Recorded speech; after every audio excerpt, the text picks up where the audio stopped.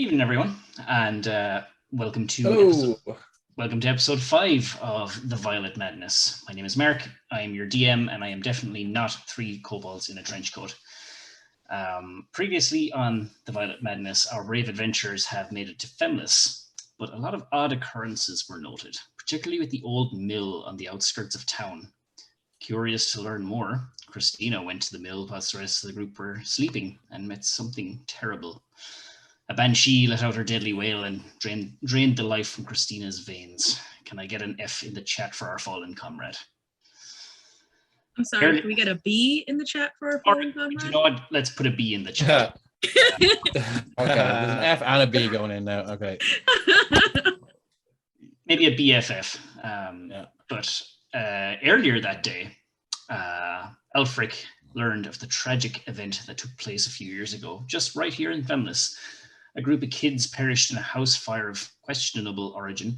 No bodies were found in the fallout, but years on, some kids have invented a creepy game in the name of one of the kids that perished in that fire. And Elfric met the father of the triplet girls in question, but he quickly scurried off. Shadar, on the other hand, that night had a terrible, terrible nightmare. Or was it a nightmare? Maybe it was a memory, or an attack in real time, or perhaps an omen of things yet to come. Then over in the clinic, Mina, in a desperate bid to find her horse, her investigation leads her to Raymond, the stable hand who may or may not know the direction in which the bandits have ventured off in, but he's in no fit state to talk. No, that's not true. Raymond is the name of the the owner. Sorry, owner. I said stable hand. Sorry, yeah, you're dead right. So he's in no fit state to talk at the moment, and he's in an advanced stage of the Violet Madness at the moment. But Dr. Albrecht, the apothecary that you guys found, has induced him into a coma.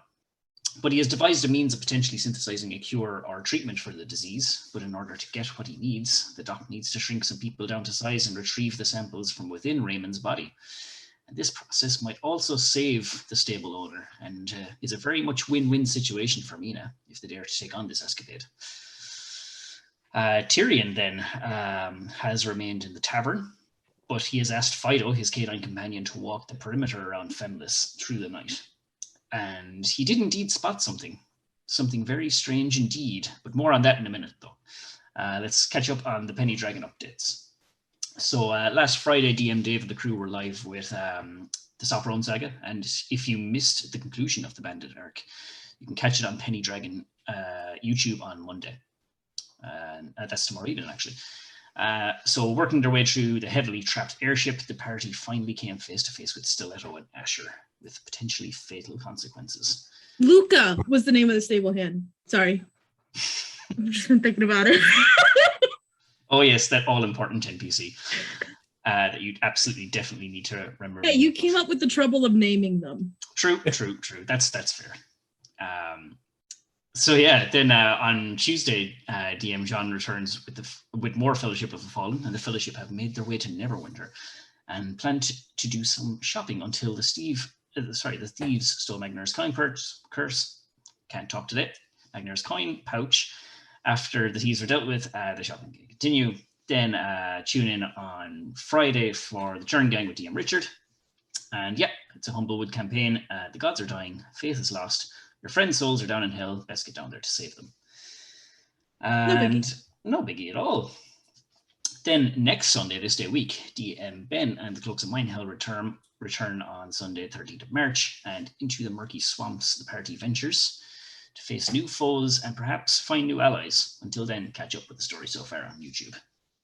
Then lastly, in terms of Penny Dragon streams, in April, there's another suspenseful and intense investigation going down as a group of hired adventurers investigate a series of missing persons reports. And these people have supposedly vanished into thin air, but have one thing in common: the last place they were seen, an old withered shop at the corner of town. The character art you see for our players was created by Becca at Quadruple Bacon, and you can find her at Instagram and TikTok under that exact same user handle, and do check out her work. There's some pretty good stuff on there as well. The background music is brought to you by Tabletop Audio. All that stuff is on Roll20 as well. And all the maps you see during this adventure were created by myself, and you can find all those and more on my Instagram, stiglitz.maps, or on Twitter @stiglitz. So, with all that aside, let's introduce our heroes this evening. Stephen, you are up first. I'm Stephen. I'll be playing Sir Tyrion Shadowbane. He's quite charming, chosen right hand of Torm. He is an Auto Vengeance Paladin and probably the only member of the party who was well rested this morning. I had a lovely night. I don't know what you're talking about. Thanks a million, Deadpan, for the bless. That is 2 blesses for me now. I've saved up my last one from last week. The last one's blesses count, yeah. I still have one from Kira's. Yeah, they carry. Yeah. They carry. I've got 2, actually. Yeah. We can't have people's channel points wasted like I that. don't know if I don't know if I need that I got. You're right. Come on, you guys aren't keeping track? Oh, it could be the meaning between life and death. I know, yeah. Dave, It looks like you're up next. Jonathan just used his resub to give Alfric inspiration. Can he do that? Oh yes, I have been Nice. keeping track. Hi, Nice. I'm Dave, and I play Shadow Very Arcanus. much appreciated. Grave Domain Cleric, the Raven Queen. Shadar is a 100-year-old half-elf with bright white hair, typically tied into a tight braid. So in human years, he would look about 35 to 45 if it wasn't for his shock of white hair. He's usually dressed for battle in black leathers with a black chain shirt and his trusty mace. Shadar wears a long black scarf wrapped tightly around his neck at all times and has a brusque and irritable manner to him. Very good. Andy. Hi, I'm Andy. I play Mina, everyone's favorite, definitely not suspicious bard. Pretty short, standing at whopping 5'2" compared to all of my 6'+ compatriots. So, wearing a nice blue long sleeve t-shirt, white pants, riding gear, a couple of inches on the heel, just to not seem so short to everyone else. And yeah, bubbly sunshine character. Not much here. Don't look too deep.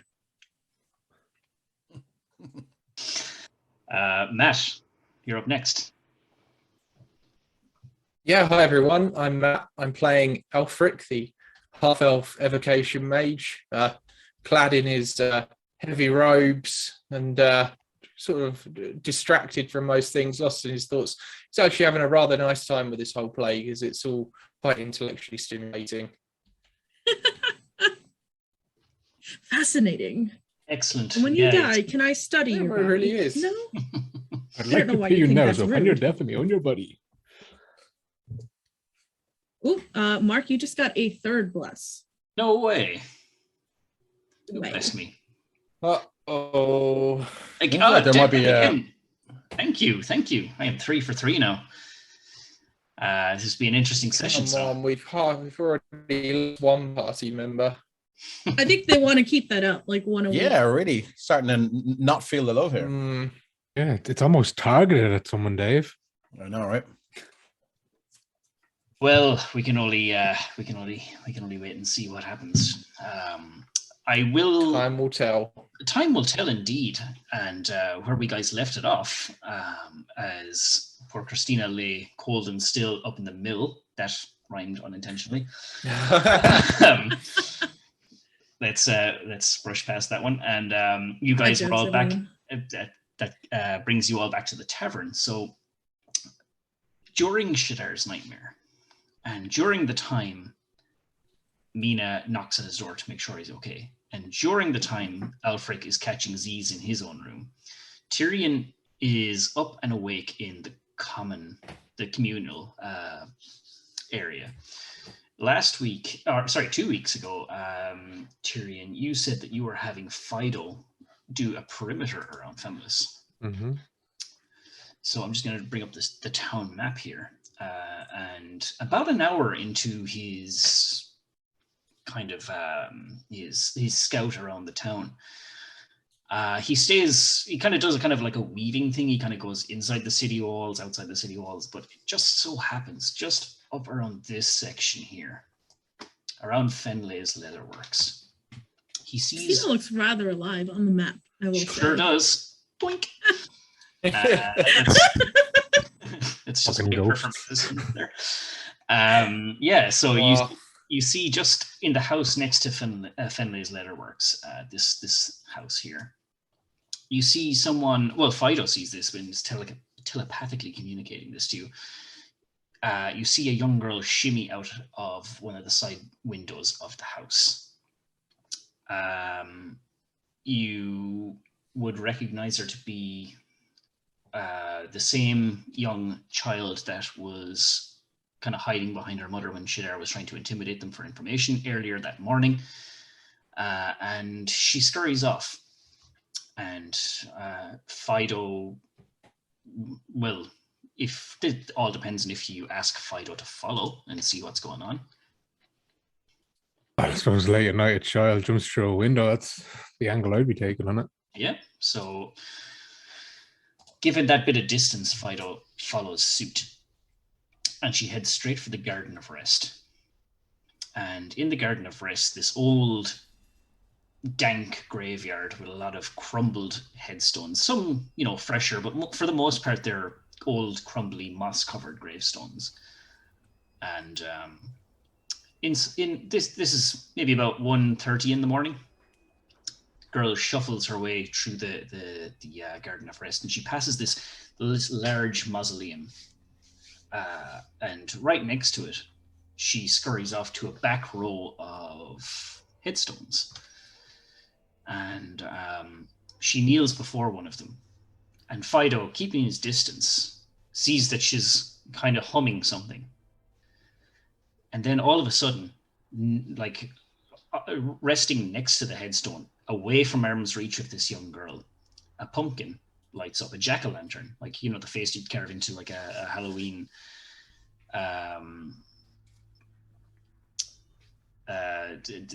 those Halloween decorations, the pumpkins with the face carved in. And it lights up all by itself, and this girl is humming something. And this lasts for about maybe 10 minutes. And spooky. Yeah. And then after a while, the girl stops humming, and her mouth is moving, but Fido isn't picking up what she's saying. And as the girl kind of stands up from her kneeling position, dusts off her skirt, the jack-o'-lantern, it quenches, it extinguishes. And that is, she kind of makes her way back towards town. Looking around as well, Fido notices that this mausoleum, and I see from the comments, Miss Jawbreaker says, little large mausoleum. I probably said that, didn't I? A large mausoleum. And there is, on the stone door, something that, you don't need anyone else to tell you what it is. It's a symbol that you've seen many times and times again. It is the symbol of your god Torm on the door. And Fido watches the girl scuffle all the way back to her house, shuffle back in the window she crawled out of, and doesn't stir again for the rest of the night. Well, isn't that interesting? Indeed. After that, nothing else of note happens for the rest of the evening. Morning breaks. Shadara got very little to no sleep and is currently in a state of exhaustion. And you guys, depending on how early or late you guys are getting up, you meet downstairs for breakfast. I hadn't determined if Mina is a late or early riser, so I'm going to roll a d20. Sure. Yeah, she's not the first one awake. Imagine if you rolled a 1, it's like, if Mina rolled a 1, it's like, oh, she wakes up like 2 days later. You didn't ask for the roll. I did the roll for myself. It just would have been funny. Lara would probably be first up, given that he didn't really sleep after that. Cool. Yeah. You can't be first up if you never went to sleep. Pretty much, yeah. But like he can if you guys went to sleep. So he'll just do his best. Like he took care of himself, kind of cleaning wise before he went to bed. Trim the undercut, kind of reshave the undercut, and then he'll just tidy up the facial hair, and then he will walk downstairs. Actually, hold on. Mm-hmm. This is very important to ask. How many days have passed since we think we went to sleep? Because last time it was like 3 whole months. Yeah, that's true. Yeah, you haven't asked anyone yet. What's the state of the room? Yeah, make sure Is it's it shit. decayed? Shadar will run The next downstairs morning. to the barman. What's the date, man? The date. And Garganth will say, "Oh, where have you been? It's been almost 2 years since I've seen you, lad." No, I'm just kidding. He doesn't. It is the following morning. He looks at you with kind of like Your tab is eyebrows. astronomical. Yeah, your tab is ridiculous. And he says, "It's." I know. He wouldn't have done that. It was just a joke. Okay. Cool. So he'll head down and he'll just sit at the bar, look around. Is there anyone there? There. Not me. Okay, so you're not there, Tyrion. I don't know if you are or not, but that dwarf that lost his chess piece to Elfric yesterday, he is still there. We're looking at 7 a.m. probably for Shadar. Okay. And he'll look around and he'll turn to the barman and go, "My friend, glass of wine, if you don't mind. Put it in a cup that doesn't look like a wine glass. I need a little pick me up if you get my meaning." Yes, indeed, I do. Well, very Excellent. well. Until he'll put it in this kind of like a wooden cup, and he'll pass it over to you. Doesn't have to be the good stuff, So he'll just take whatever bog standard wine is there, just more to get a. Yeah, and you were super generous to him yesterday, so Yeah, he's going to give you like I suppose standard house wine, I suppose, and just say, "You look like you need it, son." Yeah, he'll knock it back and then he'll go, "Fill it up, my friend," and he'll just sip on that. Sure. Okay. Yeah. If there's a continental breakfast and there's any kind of cereal, Shadar would pour the wine over the cereal. There probably isn't. So he'll just stick with the wine, with the glass of wine. He'll go into a deep period of introspection and just quietness and just sup in the wine. If he sees someone coming down, though, he'll tank it. Okay. And quickly ask the barman for more water. So it's 7 a.m. How long does Shadar have? Who's up next and at what time? Alfred would probably be down around 8 in the morning. Okay, so you got a solid hour anyway before Alfred comes down. Good. Yeah, I'd say Tyrion would be around that same time because he's in the common room. So once there starts to be, multiple people moving, that'll probably be the natural wake up call. Good. Probably 8:30ish for Mina. Yeah, Tyrion did have a late enough night, what with Fido relaying that information at around 1:30 in the morning to him. So, cool. Yeah, so roughly around 8 o'clock then, Alfric makes his appearance, and followed by Tyrion, and then a little later by Mina. Well, Alfric, how did you find the lodgings, my friend? Oh, it was perfectly satisfactory. Yes. How about you? How about yourself? Yeah, quaint enough, but did the job as it were. Yes, one only needs a place to lay one's head. Indeed. Well, what is our plan for today, do you know? Oh well, I suppose I should like to speak with this Dr. Albert again, possibly spend some time accompanying him in his rounds to learn a little more. Very well. Where are the rest of our crew? Christina, Andy. Yes, they seem to be. Sorry, Mina. Tyrion. Must enjoy a bit of a lie-in, I suppose. Yes. Tyrion, there you are. Good morning. Is this way to the bathing, is it? As he walks past. No, that is the wine cellar. It's upstairs. Oh. Yeah, but it's off map, but Yeah. you can provide that free upstairs. Unless you intend to bathe in wine, which I highly recommend. This hour of the morning, it's hardly. Oh, indeed. Yes. Yeah, like a Agreed. bathing. It's way too early in the morning. Quite expensive. Don't worry. Shadar agrees and puts an elbow on the barn. I'd say unlike the rest of them that all had their hot baths and their shaves, Tyrion's gone cold water, just old school military. Get it done, get awake, get ready. Nice. Plate armor all day is hot. That's true. Yeah. Okay. Anyone else doing anything for breakfast before you guys Before Mina, decide I what's guess. going on? Before Mina, even. Yeah. But yeah, Mina wakes up. if there's food around. Yeah, sure. So like it was all part of the price you paid for your private room. Gargant has a whole spread atop the bar counter for you to kind of like come up and Excellent. pick your bits and pieces. It's a free for all. So there you go. You just grab your plate and pick off what you like. There's bits of everything in there: bread, cheeses, some cold meats, kind of thing. Marvelous. Restocking the pocket bacon. Indeed, yeah. Good bacon. Gotta love it. Quadruple pocket bacon. Yeah, there you go. Yeah. You ever had a Royale with cheese?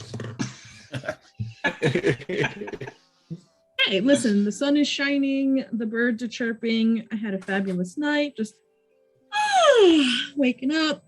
I think I saw Tyrion in a towel. Not sure. Double take for sure. Walking down the stairs. I guess I'll see the other two. Make my way over to them. Well, Mina, did you sleep well? Wonderfully. Excellent, excellent. Where are the other two? Are they here yet? No sign of I've seen Christina. Tyrion, but I haven't seen Christina yet. Tyrion's gone for a little bit of self-care, a little wash or something, I think. I think I know what we're gonna do today, but I suppose I'll wait for him. I don't want to have to say it twice. Indeed. I hate repeating I myself. hope it's something interesting. I think you'll find it absolutely marvelous. Sounds Tyrion exciting. sits down beside Very Shadar with a intriguing. plate this fucking high. And Mina will go my get friend, a bit more reasonably sized plate. healthy appetite. It seems you to have there, my friend. I only realized this morning it's been 93 days since I've had a proper meal. 94 technically. When you put it that way. Yeah, when you put it that way, I'm gonna go get seconds. Yeah, try the bacon. At least I think You it's have bacon. a lot of bacon on your plate. Did you leave any there? Just more in the kitchen, I smell. Well, what's our plan for today then? So I imagine kind of breakfast goes on just a little bit and kind of time ticking by. It's like, should we go wake Christina up? Should we? I'd hate to disturb beauty sleep, but Oh, time's wasting, and we don't want to lose the day, so that might be a good idea. Do you know what room she had? She was not in the common room. Indeed, I was wondering that myself. yeah, because she I don't know, she had a fight with her mirror or something last night. So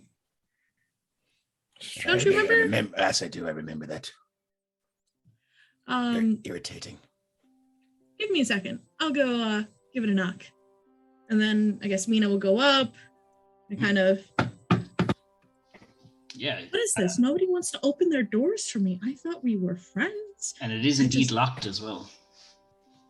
Christina, if you're awake, I'm gonna go take the boys to Dr. Alfric. No, Albrecht. Albrecht. That one. I'm gonna go take them to the doctor. I've been Nothing. walking like that. Good day. Just come back down, give it a shrug, and say, I guess she's a late sleeper. So Well, perhaps we can simply leave a note with the barman or something. oh, that's true. We should let him know. So I was talking to the doctor yesterday, and he is in need of some very brave, very curious, and people unafraid to die. And so I thought of you three. Well, I'm Turns out- curious. Tyrion's brave, and she isn't afraid of dying. Between That's what lots I of was us, thinking. I think we pick all the boxes.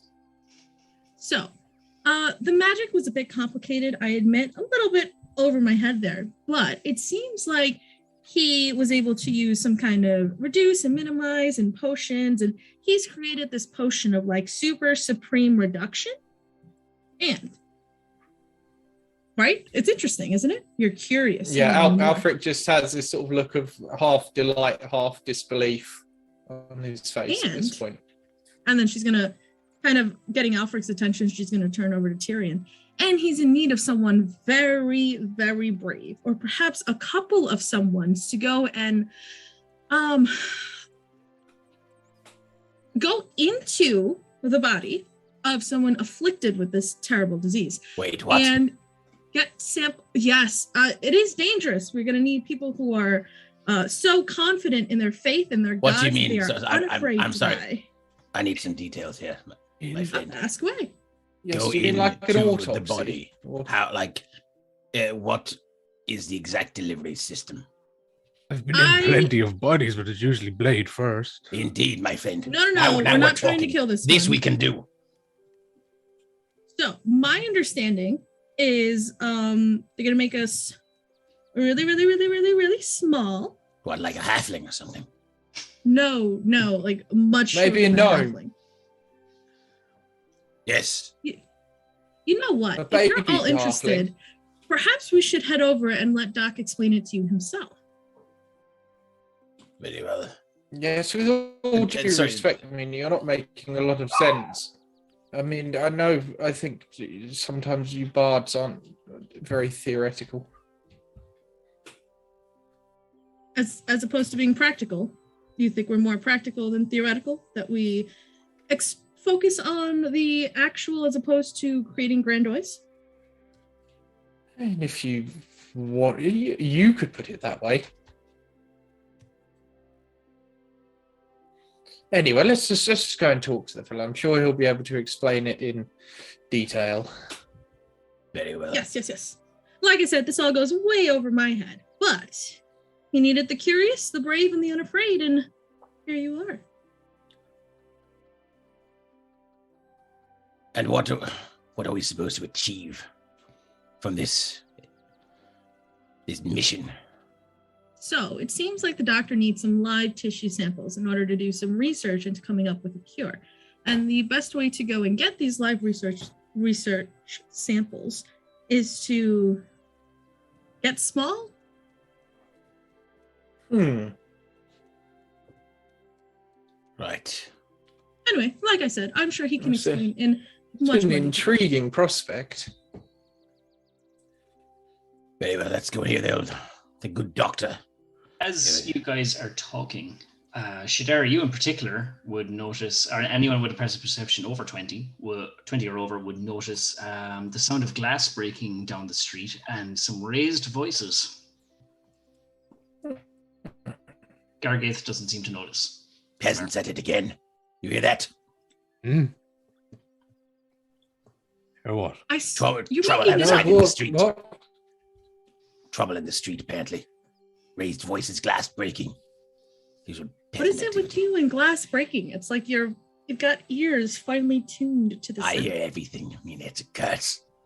I tell you, Everything? most things. I'm gonna get you some earmuffs. I would appreciate that. To the street. Indeed. Oh, yes, okay. Should Arrow be lost to go, and he'll turn to the barman. Your service has been greatly appreciated, my friend. Stay well. Stay safe. May the Raven Queen watch over you. Well, and you too, my boy. You watch yourself out there now. Indeed. And Mina will lean over, just kind of like a. And if you happen to see our friend Christina, let her know we popped on to the dock for a quick visit, and we'll be back tonight. He'll nod. Cool. Tyrion, as you set foot outside the door, down the street towards like the north part of town, like away from the clinic, we'll say. About 2 or 3 doors down, you see like a couple of adults and 2 or 3 small kids, and one of the adults is like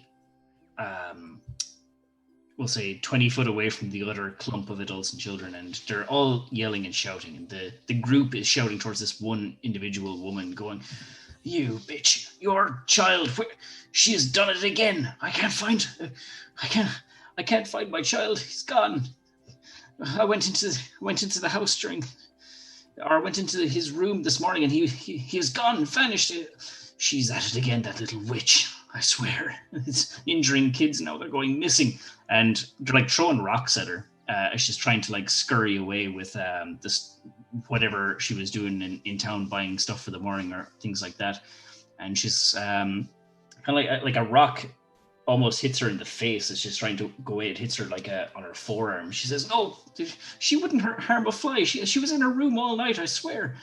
And they're just all chasing after her, throwing stuff at her. Right, well, Tyrion will definitely try and intercede and put himself between the mob of angry people and the lone woman. Okay. If you do that, you'll be blocking their path, but she's just going to keep hauling ass. She's going to run away. Yeah, he'll follow her. Okay. So if the gang sees him going that way or not is another question. Okay. I'm going to bring you back to the town map for this. And she flees all the way back to this very house that you saw Fido see the girl crawl into the window of. Right. Well, she'll make his way all the way there, and I'm assuming as soon as the others come out, he will let a whistle, so Shadar will pick him up like a radar. Yeah. Sorry, Mark, just a quick rules question. Do I get to fill up my spell slots? Oh yeah, sure. But I just Grant, but I just take a point of exhaustion. Yeah. Cool. Good to know. It wouldn't be that cruel to you. Not just wanted to double check. Yeah. Thanks, Bill.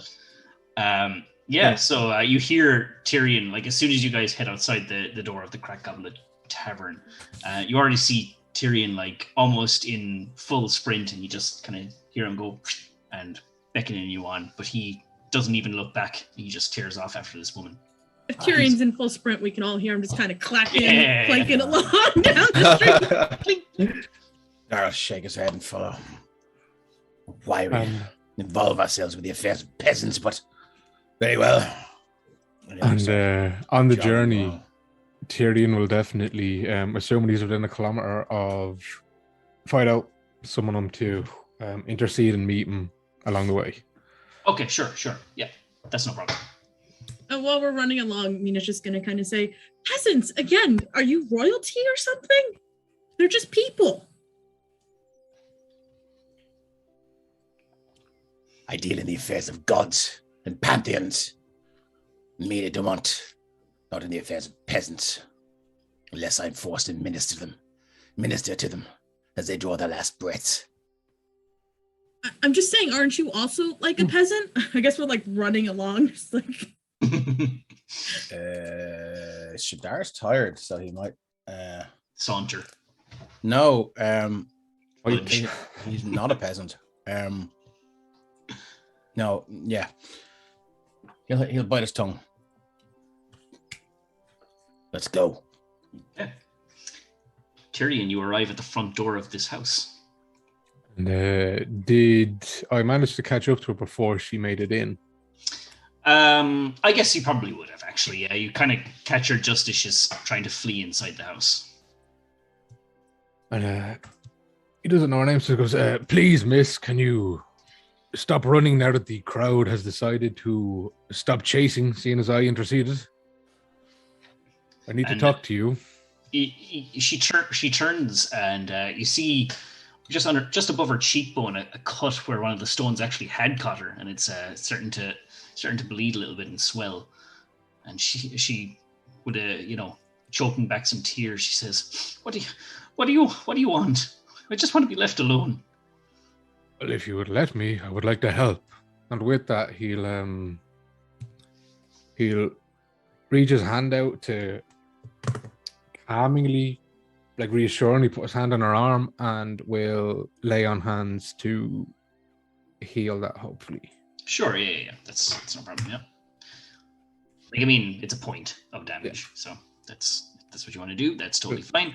Yeah, And good intent. yeah, of course, yeah. And she just feels the pain go in. She just goes,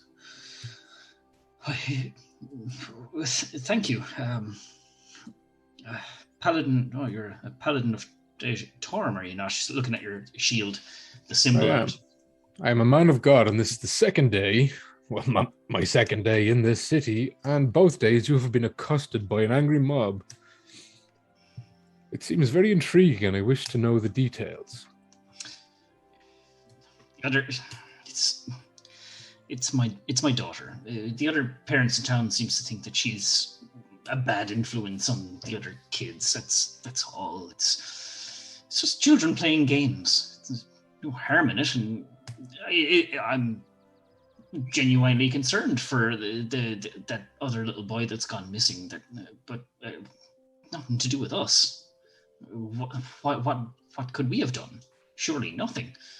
Well, unfortunately, I can tell you from personal experience that the games of children are not always the games of children, and there are most definitely nefarious beings who target and use children as objects of power. Would I be correct in saying that your daughter's bedroom would be this window? And he'll point around the side of the house. Yes, it would. How would you know that? Yeah, that's kind of what she's getting at. She's like, how do you know that? And Tyrion will put two fingers to his mouth and do an almighty whistle as Fido, the very large mastiff, because he can be ridden as a mount in the battle, will come round the corner and he'll see this here is a friend of mine who is a gift from Torm. Last night I had him patrolling the city, as you were aware, there is more than one threat in the area, and at after midnight, I will say, he came to me. Well, he talked to me. We can communicate with our minds, and told me that he saw a small child leave from this residence and follow that child. And what he witnessed and communicated to me was not the games of children. So, if you please, could you get your child? I do not, if you wish to bring them out, I will chat out here. If you would like us to come inside so the prying eyes of the mob doesn't see, that is also up to you. But I think it is very, very pertinent we talk to your child. There are two men of gods here. We mean you no harm.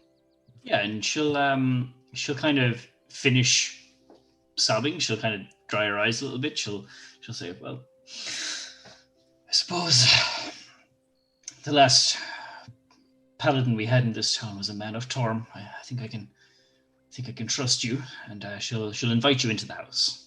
Indeed, should you or your child die, I can certainly administer last rites. Happy to help. Shadar. Hopefully it won't come to that, but that is What? Nothing. Let's see the situation before we get to the extreme, Shadar. Tyrion will Very well. graciously and courteously walk into our house. Okay. Are people usually happy when you say that to them?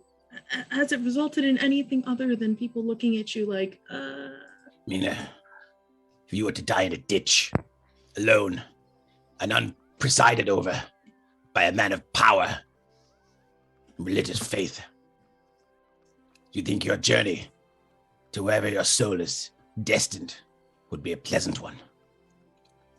Last rites and final words over a body are a sacred and valuable thing, one which it would be my honor to perform if I am present when you die.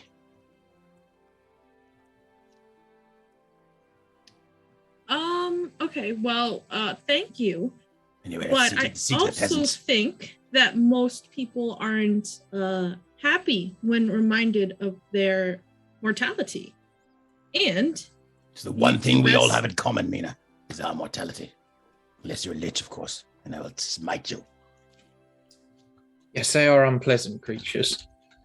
I welcome feel like back, my I've friend. lost track of this conversation. All right. Well, oh, look, there's the child. Yeah, so she invites, I suppose, everyone in, if you're all kind of grouped together at this point, and leads you into this small little kitchen area, where she says to Tyrion's, she says, one moment, please. And she goes out into another room, closes the door behind her, but you can hear her shout, like, she's like, Yennefer, get down here now immediately. There's a man here that wants to talk to you. And she'll, maybe 30 seconds later, she'll come back in with the small child, Shadar, the one you were talking to the other day. Just yesterday, actually. And you can see this girl, she's kind of hiding behind her mother.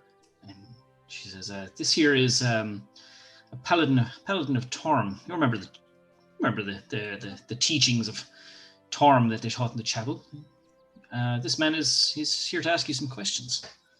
And she'll kind of poke her head out from, behind her mother's legs and look up at you with big blue eyes and wait for your questions, I guess. Hello, Yennefer. Let me introduce myself. I am Sir Tyrion, and like your mother said, I am a paladin of Torm. And my god teaches us to be courageous. And it is upon that I need to ask you a few questions, as your poor mother has had a quite startling beginning to her day. Before this happens, can I cast Enhance Ability on him? Sure. I will.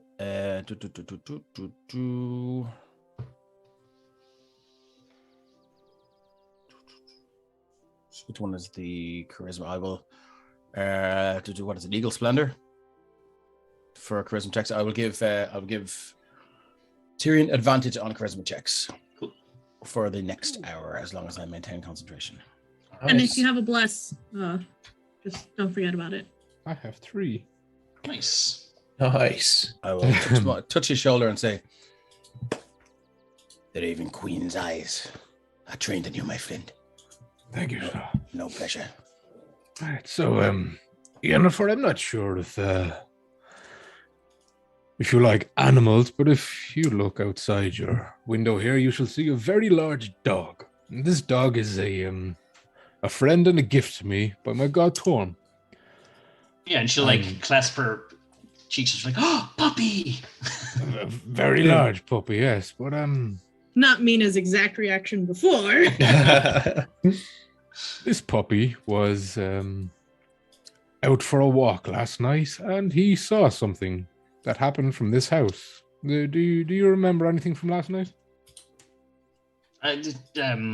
She's gonna seize up and look at the dog, look back at you, and she'll say, "No. If I left the house, I'd be in deep trouble. Nope." Well, Yennefer, let's say, seeing as there are 2 men of the gods in your house, and your mother promises for you not to get in trouble with us present. Mina's gonna turn to the mom and just be like, "You have such a lovely house. Has no one's vandalized it or anything recently? I've got a little bit of magic I can help if you want to show me. Broken windows, doors." Nothing crazy happened to the house just yet. They haven't resorted to vandalizing the house. They're just kind of badgering this woman at the moment.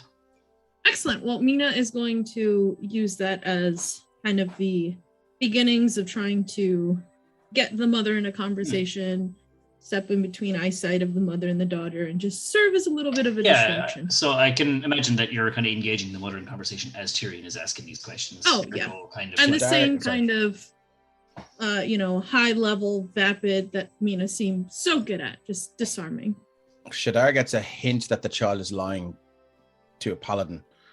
Oh, do you? And or a cleric. If he gets a hint of that, he will bristle, and his demeanor will turn very cloudy and very sour. But he will do his best to What's hold the it in change? while Tyrion does his thing.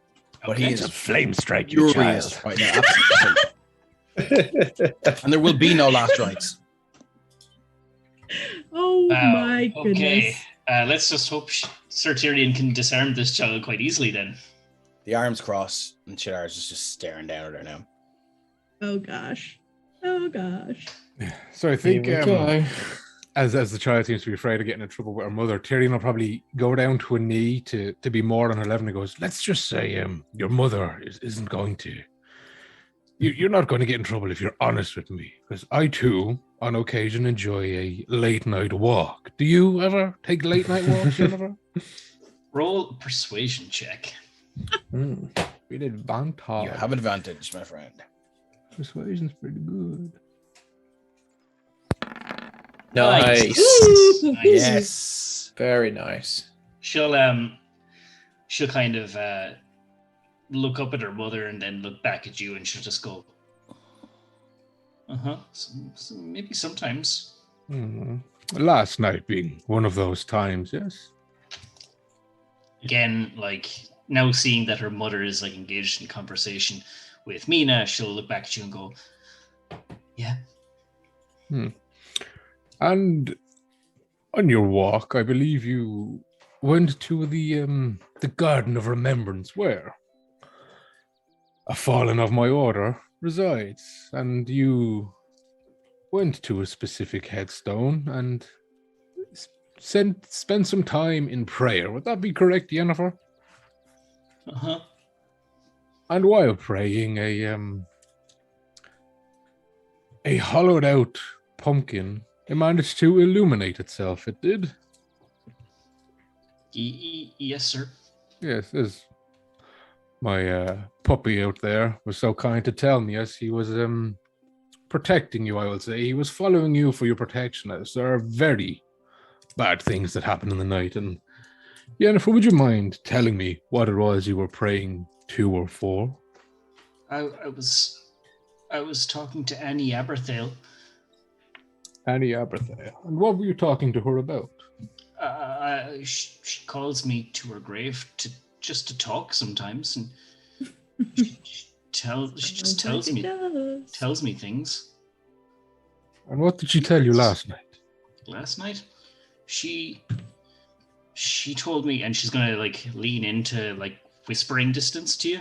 She said she told me that there's a paladin in town, and there's a new cleric in town, and that they're to dig their own graves because they're going to die in Femlis. What? To Tyrion will raise his hand and goes, Shadar, Yennefer here. Extract the truth from her quickly, my friend. Shadar, Yennefer is telling us a message, and we must listen carefully without scaring her. Yes, Yennefer. And, well, I thank you for delivering Annie's message. I have no intentions of digging a grave. I've died before. It was okay. I stand here before you. How often does Annie ask you to come visit her? Is this something you do every night? No, sir. Maybe once a week, Annie tells me to, play pranks on the other kids. And did she tell you to play one last night? Well, not a prank. No, just to go to Stefan's house and just put a little dirt on the window like a cross shape, and then I went home. Like a specific cross. Kind of like an X, but just rotated. I see. And was this any dirt or dirt you took from her grave? I just knelt down next to the flower bed under his window and just used some dirt there. I see. And Yennefer, if I was to ask you to Wait, well, first of all, does Yennefer or does Annie ask you to come to her grave away from her grave, or do you just get a feeling and then when you get to the grave, she speaks with you? Uh, Usually when I just approach the grave. When you approach the grave, I see. And if I was to ask you not to visit Annie for a week or two, how would you feel about that? Well, I don't know. I don't know if she'd be very happy about that, Sir Tyrion. I mean, Sir. I mean, Mister. I mean, Sir Tyrion. Please. Tyrion is fine. Yeah, please. There's no need for this, sir. One night when I was sick, I had a real bad cough and didn't really want to get out of bed, and she started giving me nightmares if I wouldn't go see her. So I just went.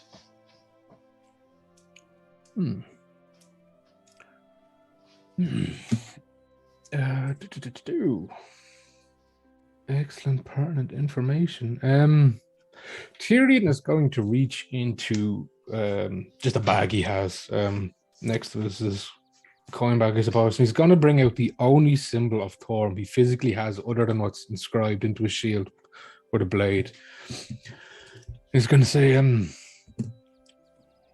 "This symbol, Annie, it is of my god, and he pledges courage.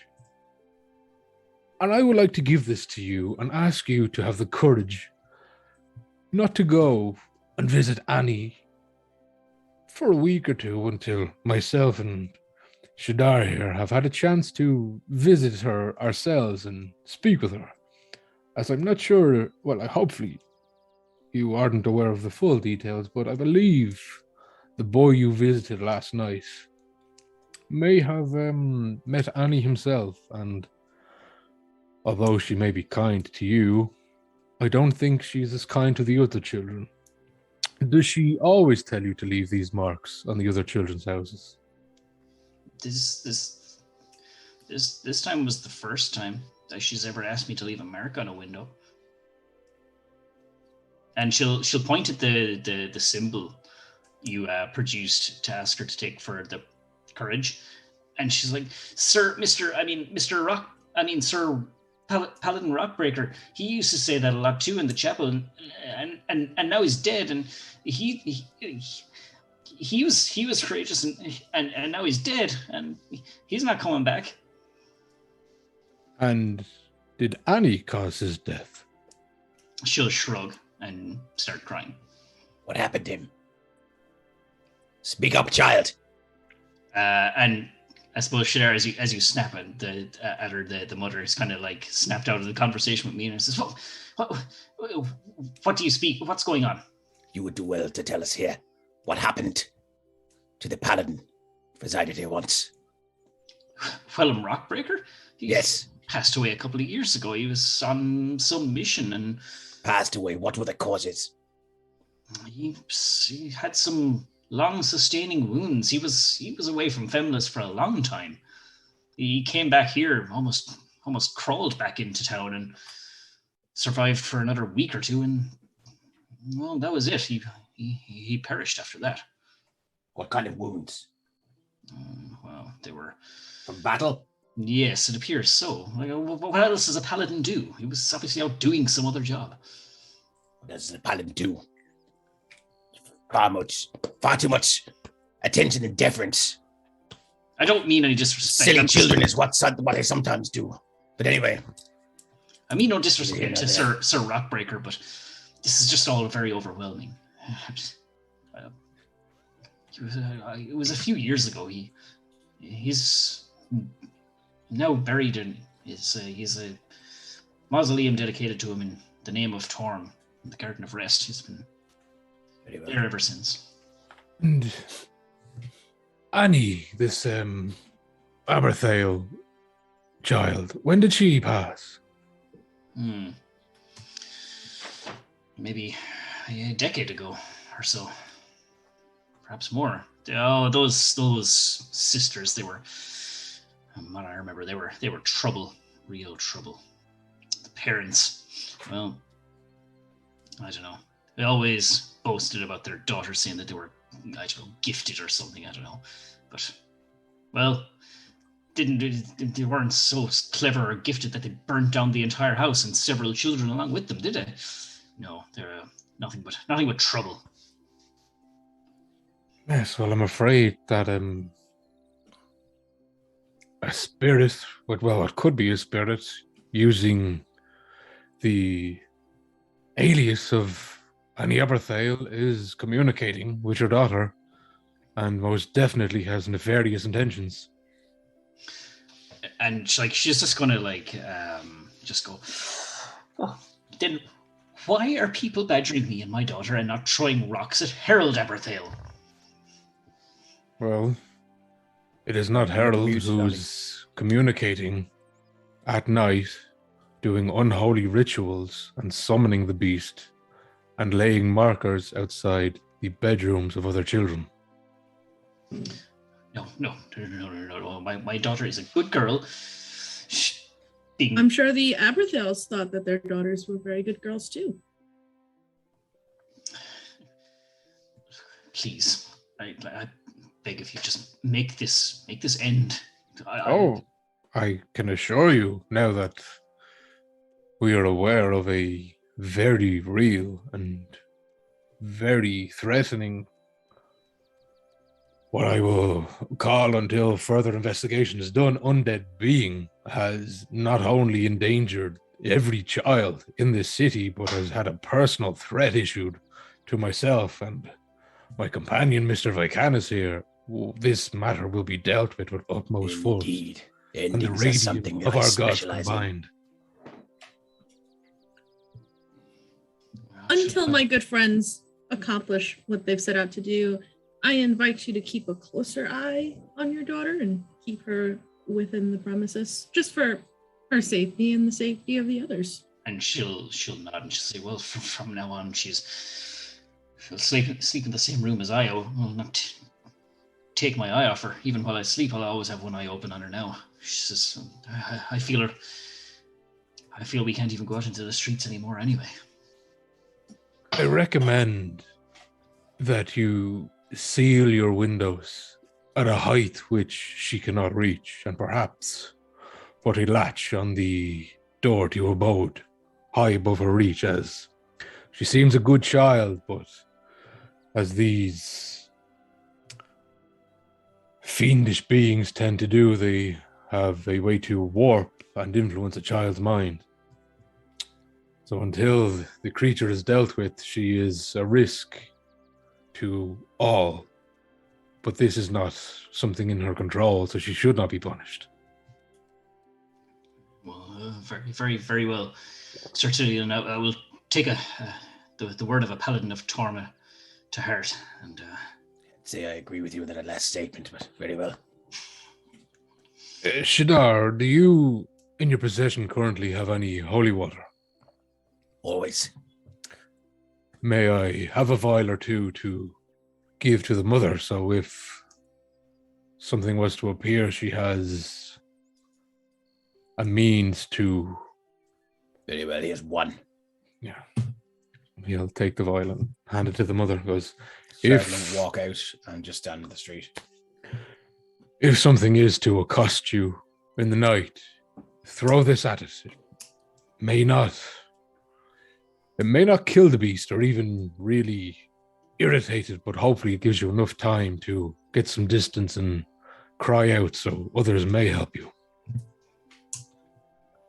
She'll nod and kind of take it with kind of two shaking hands. And the mother of Yennefer will escort you to the front door. You will bid her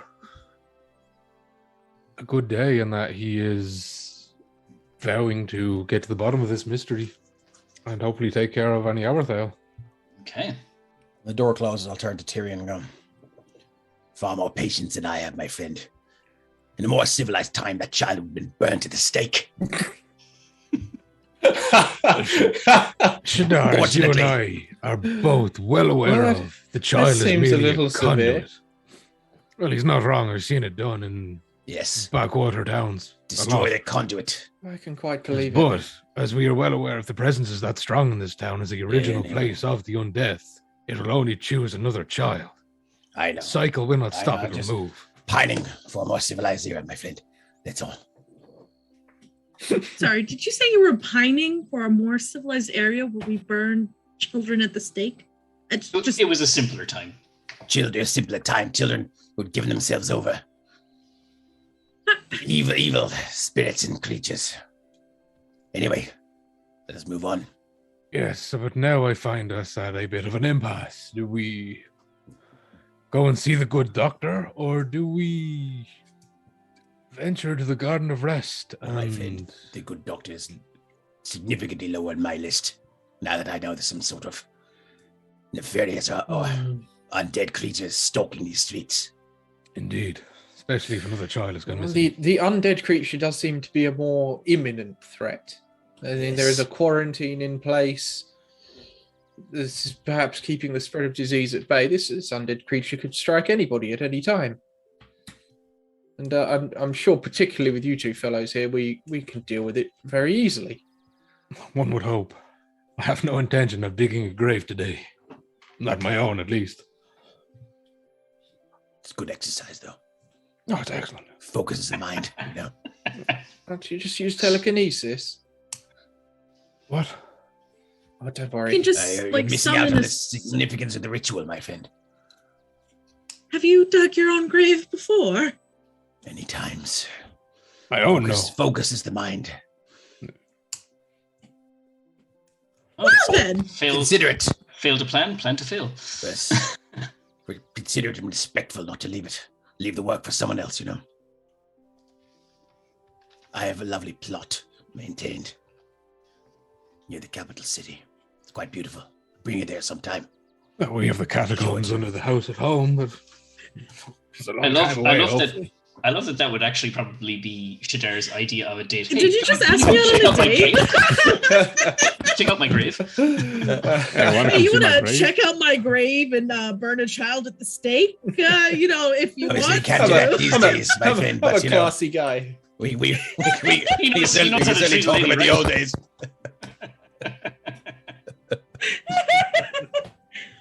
Anyway, no, Mina, just kind of wide-eyed, just like, to see your grave, I'm afraid I'm going to have to pass.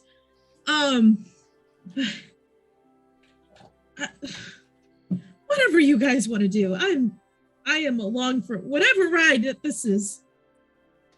I believe the Garden of Rest is this direction. I will get Maybe. Fido to lead the way. Okay. Let me take you guys. I'm going to just drag you all in because I need to copy and paste you all over. 1 second. So, Alfred, I have to ask: have you died or dug your own grave before? I never thought to ask those things of anyone else, but like, Tyrion's it's apparently not, died. It's not an and Shadar ordinary wants question. to. No, thankfully, I have not died. Okay. Nor have I Excellent. had to dig my own grave. Neither have I. I don't mean to do either of those things anytime soon if I can avoid it. Neither do I. Okay, as long as someone here is a bit. No, normal's a stretch. I'm glad you haven't died. You know what these paladins and clerics are like. They're all I a find bit religion just kind unusual. of warps the mind a little. well. That you can't be in doubt of their powers. That is true. Is that map up for you guys? For me, if we just arrived in the graveyard. Yeah. Is Yeah, the Garden the, of Remembrance, yeah. is the dynamic lighting working for you? No. No, I can see No. everything. Dang. I'm going to shoot. Right. Throw you over here for a second. Sure. Turn on Yep, the old go for it. dynamic lighting. As we walk in, is it quiet here? Yeah, there's nobody there. Yeah, Shadar will say, Tyrion, isn't this a beautiful place? Quietness. They do have a certain beauty in the day that they don't always hold at night. That is Restfulness. a guarantee. Let's That's be a on our common guard. misconception. That's a common misconception. Not every graveyard is haunted. my friend. Especially not the ones near my home. But this one does seem to be I haunted. think we can be under a fairly good assumption that this one is. Most Yes. graveyards that we visit that aren't on family business is generally for one Mina- reason and one reason Mina only. walks in, definitely What's it, playing on your drums, like, Annie, are you okay? Are you okay? Are you okay, Annie? Nice. Mark, Why may would you I even ask cast that? false life on myself to bolster my hit points a little Sure. bit? Is the dynamic lighting working for you now? Yep. Is yeah. Yes, That was embarrassing. Anyway, it's fine. as you walk into the graveyard, you reach. You're kind of following Tyrion as he's kind of familiar with this place already. Sorry, Mark. As we Sorry. head over, may I cast false life on myself? to Sure, yeah, bolster my hit points a little. Absolutely, yeah. Okay, I'll just cast that at first level for Nice. 8 extra hit points. Nice. Temporary hit points. It's not concentration, is Sorry. it? I I don't have that as well on my believe side. so. No, I don't think it is. As soon as we get there and walk in, Shadara is going to, his eyes will roll back into his head and he'll begin to mutter in this kind of weird, almost Gregorian chant. And he will use Eyes of the Grave. And at first level, again, the ability to occasionally sense the presence of undead whose existence is an insult to the natural cycle of life. Nice. My friend, you can open your awareness and magically detect undead. Until the end of your next turn, you know the location of any undead within 60 feet that isn't behind total cover and that isn't protected from divination magic. In the future, maybe let us know, because if we're walking into a haunted graveyard, your eyes roll back in the back of your head and you start chanting. It just, you seemed possessed. If it was We've never anyone seen other this than the before. Shadar, I might be worried. But Miss Jawbreaker says it's a pickup line, Mina. Yeah, so he'll just walk along, and I believe that lasts for a bit. Let me just double check. Or is it instant? First level. No, it's an instant thing. So he'll just wait until he gets to about here, and then he'll let it go. Cool. So yeah, and following, I suppose, Sir Tyrion's. I can see through that. I don't know if it's. It's open. Following Sir Tyrion's lead, that's the mausoleum with the door that had the symbol of Torm on it. And Tyrion, you would know from around that corner a little further ahead is where the gravestone with the pumpkin is. But Shadar, you cast this, and nope, no undead pings anyway, for right now where you are. The grounds kind of seem normal, right? Like nothing's disturbed, nothing's vandalized, or. Nope, everything seems okay. And Tyrion, straight off the bat, you see the gravestone. Shadar, I'm just going to jump to you real quick as you head inside the mausoleum. You head inside. It's nicely decorated. There's like little banners with the symbol of Torm on the wall. There's a giant statue of a dwarf holding a sword. And on the far side as well, then you see this like little shrine of another dwarf, but it's only from like the waist up. The rest of it is on like a pillar.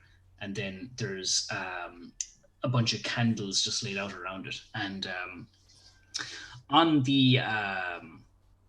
that statue just over here is just like, a stone kind of plaque just underneath from where the belly of this stone statue is, and it just says Huelam Rockbreaker on it. And then on the front over this I suppose tomb or stone casket, if you like, is a banner. And on that banner it says, "Here lies Huelam the Devout, Paladin of Torm." And then beneath that is a little phrase, and it reads, "Only those who perceive through the will of their God will know the path forward."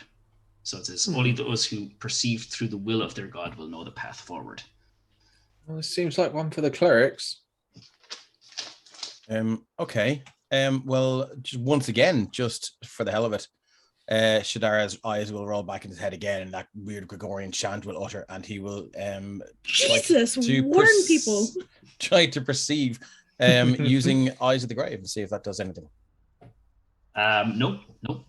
Okay. Nothing pings. And no undead ping either. No undead ping either. Okay. Well, my friends, seems there are no abominations in here today. For now. That's good to know. See this? Since only those who perceive through the eyes of their gods. Through the will of their gods. Sorry, the will of their gods. Said eyes by accident. Well, this rock breaker fellow was a paladin of Torm as well, so maybe Tyrion can figure something out Maybe. wherever he is. Do you like children, Elfric? Oh, they're a little bit trivial, aren't they? Yes. Insignificant. I find irritating, and Though if one begins a study of magic at a young age, it does certainly have beneficial effects later in life. well, indeed. Now on to parenting. Sorry. Now on to parenting, even. And it seems that it's the most important facet of all, really, isn't it? Focus a child at a young age, give them purpose. Yes, precisely. But many of them these days are They lack terrible little terrors. Indeed. Like stinging insects in a foul-smelling swamp. Just very vivid imagery. Neither of you have children currently, right? No. Of course not. Just making sure. Do you mean that you seem to be fairly good with them? No, I do not. Very well. There are many young students at the Wizards Guild who are very agreeable and have lots of potential, but It's because they've been given structure and a healthy respect for authority. well, yes, I do agree. Anyway, Tyrion, what are you doing? Where is he? So around the corner, Tyrion is looking at a gravestone, and right on the front of it, it says, "Here lies Annie Aberthail." Are you sending off that divine sense right now, Tyrion? Yeah, when you go to the grave, yeah. Okay. So, Tyrion, you send off your divine sense, and you do not detect any celestial, fiend, or undead right around your immediate area, but you do detect a consecrated object within the mausoleum. Consecrated. Oh, he was expecting fucking desecration. Well, seeing as there's nothing immediately at the grave. So, as you enter the mausoleum with your divine sense, you can see that this statue right here, that was kind of like half the body of a dwarf, and then beneath it was just a regular pillar with the candles around it. On that stone plaque that said Wellham Rockbreaker, you can sense something consecrated behind that little stone plaque. Right, and if you was to reach out, does the plaque move? Can it be slid to the side or pulled down? Or you kind of get the feeling that you tap it and it's more like slate. You think it could be easily broken if needs be. I think Tyrion would look at the statue and say, "Apologies, brother," and just the white right gauntlet straight into it. Inside, for you with the divine sense, it's almost blinding for a second, but to everyone else, it's just regular what they see in there. And for a minute, then the light dies down for you, Tyrion, and you can see a complete set of brass dragon chest pieces, but one is missing. The brass paladin is missing from the set. Right. Alfric. I've never seen one of those before. Yes, I think I'm thinking what you're thinking, Sir Tyrion. Checkmate, one might say, huh? That's very good. Very good indeed. But don't suppose you brought your chess piece with you today, did you? Of course I did. It's just in here, and I'll retrieve the chess piece that I won in the game and hold it out for Sir Tyrion. And he'll take it and slot it into its position, or his assumed position. No sooner do you do that, Shadar, before you, the statue you're looking up at begins to move. Yeah, and That's strange. With a burst of dust and rubble, it moves to one side. Shadar's shield is up with his mace out. Revealing his Elfric, Sir Tyrion. It appears I've found a way in. Oh, that's interesting. Your skills are exemplary, my friend. Shadara as well. He just looks at you and gives a chuckle. You're going in? We're going in. Of course we are. Well, what else would you do? Leave? My dear, it's a dungeon beneath a graveyard.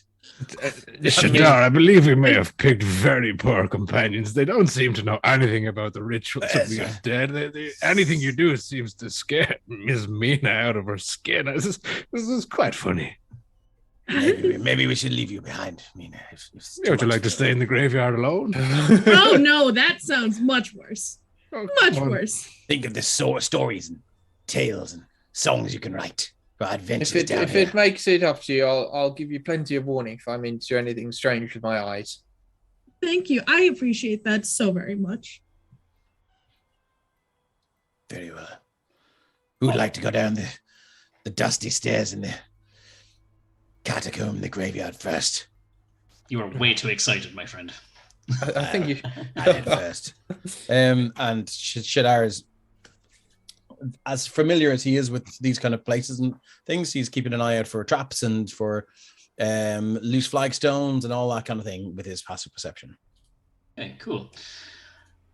So you guys head down the stairs, and you're going deep enough underground. Like you're walking down these steps, for a couple of minutes.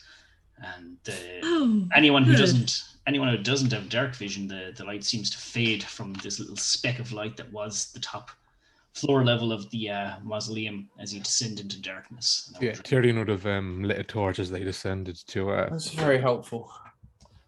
I'll cast some dancing lights. Okay, but it's no sooner do you step into this dark cave, do all the torches just go?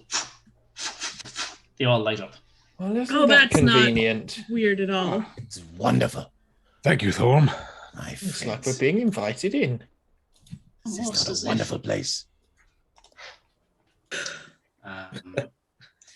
This bottleneck here, Shadar will just examine it just to see if there's anything, any traps or tripwires or anything weird.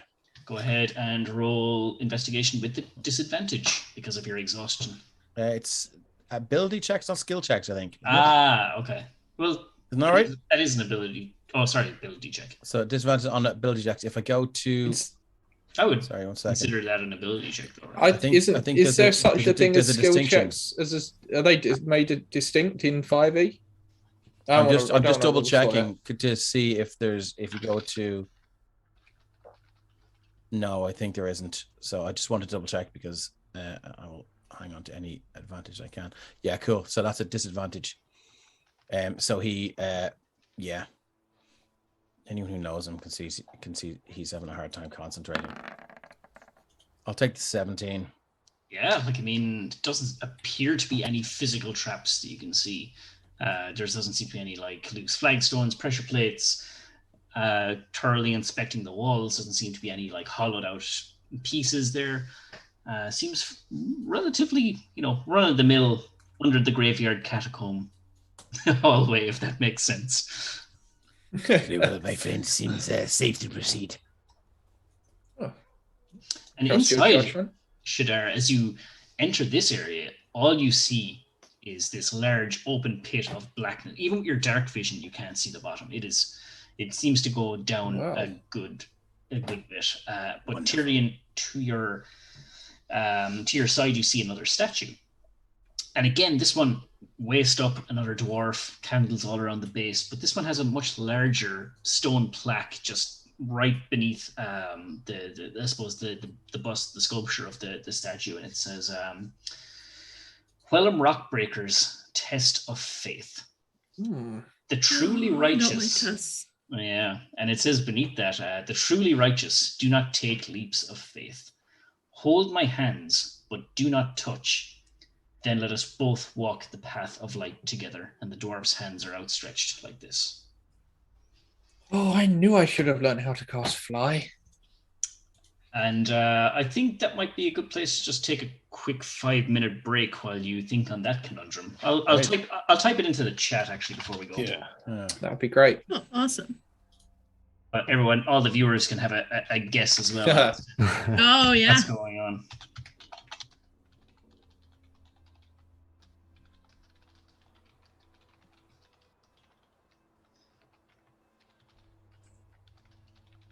And here I thought we were going to make it to Raymond today. It's up to you. All up to you. Still have time. None of this is up to me. You got to complete all the side quests. Yeah, 100%. Well, it's when you have 2 destroyers of undead. And Oh, Yeah. yeah, for sure. the for sure. child legitimately said, "You dig your own graves," and I was like, "Yep, Yep. that's right I now." was like, Hell wow, yeah. wow. I've put that into the chat. So once again, the truly righteous do not take leaps of faith. Hold my hands, but do not touch. They must walk the path of light together. And I think we'll take a break now, and we'll be back in 5 minutes. Cheers. All right. Thanks, guys. See you soon. Thanks. See you soon.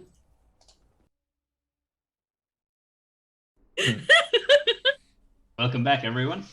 Oh, Hope you had Hi. time to think over the little conundrum as the guys, as Tyrion managed to cast his divine sense on the Paladin of Torm's grave. They found a little hidden entrance once they put in Alfric's newly acquired brass paladin piece.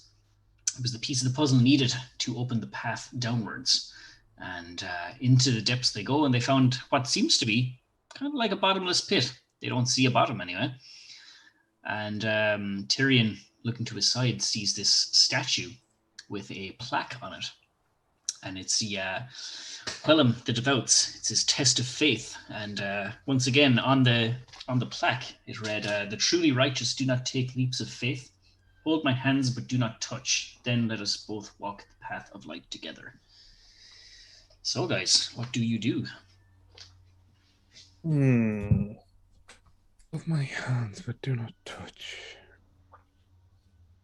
you're a man of Torm, Tyrion. Is there anything specific about this that rings a bell for you? Not specifically. Unfortunately, as these mausoleums and tombs sometimes go, the Yes. more poetic takes justice over the practical. And they do tend to, don't they? Just don't understand why someone would build a mausoleum with the trap. It's a place of rest. Yes, and have you never heard of a grave? Miss Mina, where do you come from? You don't know anything about the rituals of the undead. You don't know of grave diggers. I leave the dead to their peace. Would that the rest of the world did that as well? It would be a finer place, my dear. Fortunately, we have those of us that would rather call them back from their rest and set them on nefarious Hold on. tasks. I take offense at this. Is this common where you come from? That you go into someone's grave and there are riddles and there are deep, dark pits into the... Who dug this? Well, it's just Lots of not people. unusual. Good God, Mina. Have you tell me you've never done this? I have never done this. That's such You've never sheltered lived, my life, dear. Mina.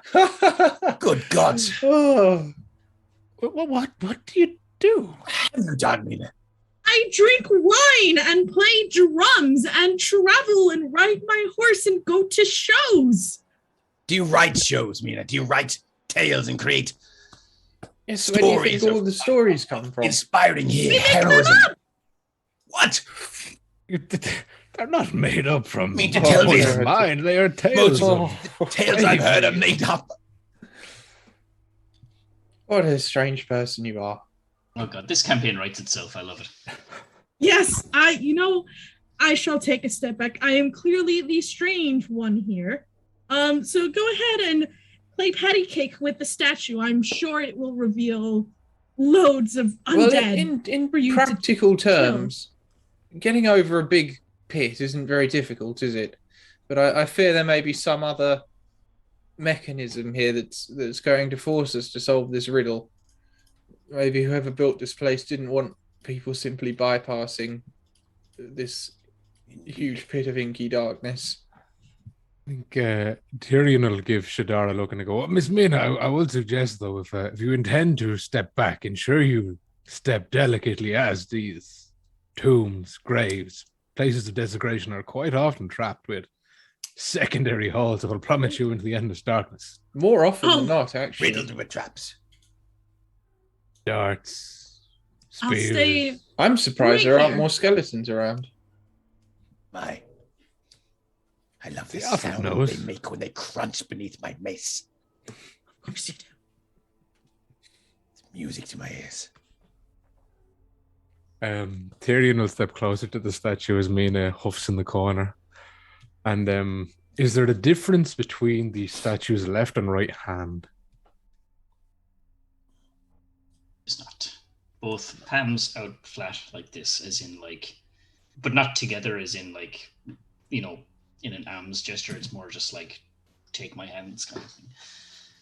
Mark, could I be able to summon my mage hand and try and use it to pick up a rock or something and just sort of float it over the pit to the other side and see if anything goes awry in Sure. doing that? Yep. So yeah, you summon your mage hand and you pick up a nearby piece of, crumbled cave rock Sure. and hover it just over. I take it you're going to like the middle section where it's presumably. Yeah.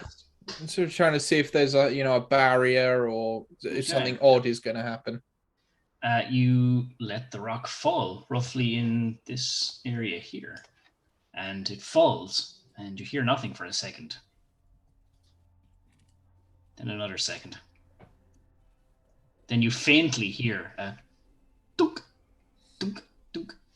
It is far.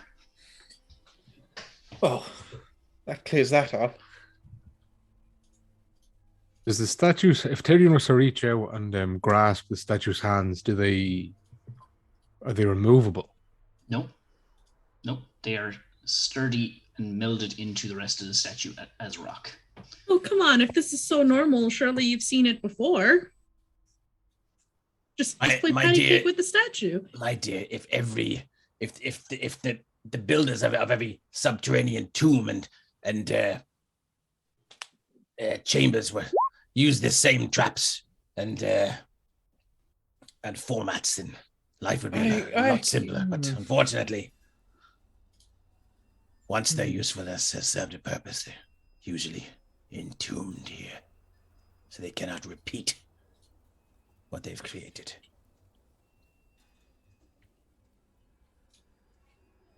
Not saying I approve.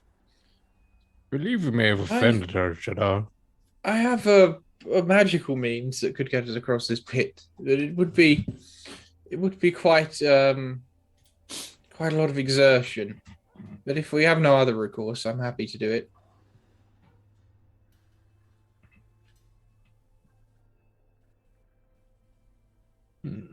Did Tyrion's divine my sense hands pick that up?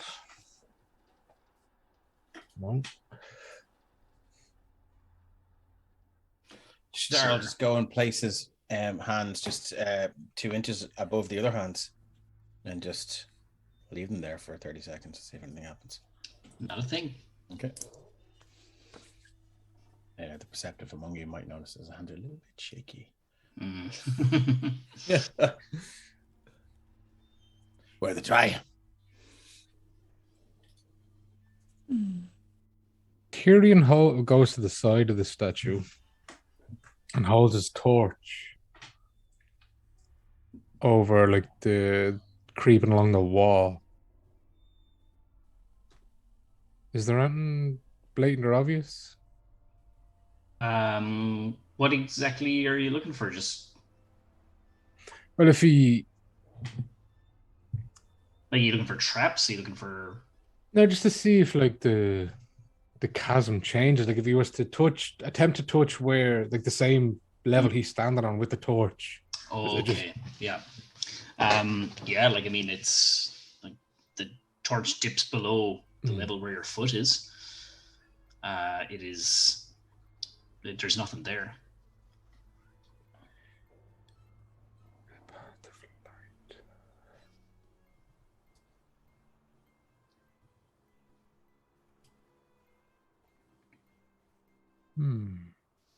What is your method, Alfred?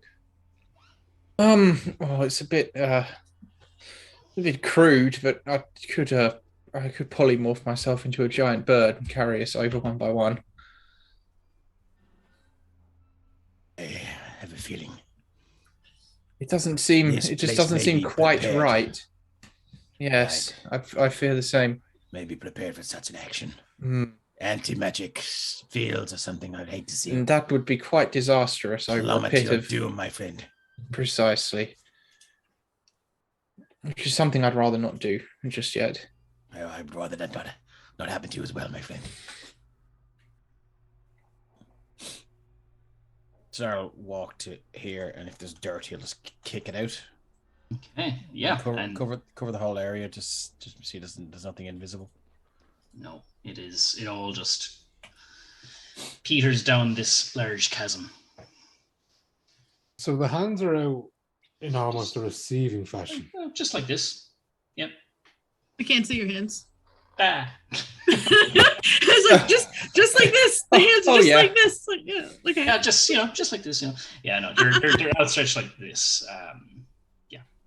Tyrion's gonna place his torch on the hands. Nothing. Nada. Okay, my friend. So is this an effigy of Torm? No, it is of a dwarf. The paladin, isn't it? Sorry, the dwarf paladin. Okay. Hold my hands. Tyrion, do you know? Hold my hands. And you were usually referred to as the right hand of Torm. Is this correct? Yes, it is the symbol of Torm.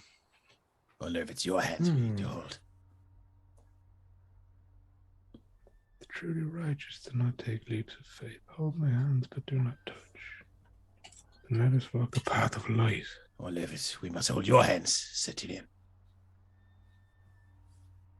Or would it not be a leap of faith to step off? I do hate these things. What if we Indeed. maybe the right hand side is stable? I was thinking something similar, as the torches do light the way. Light the way on both sides, though.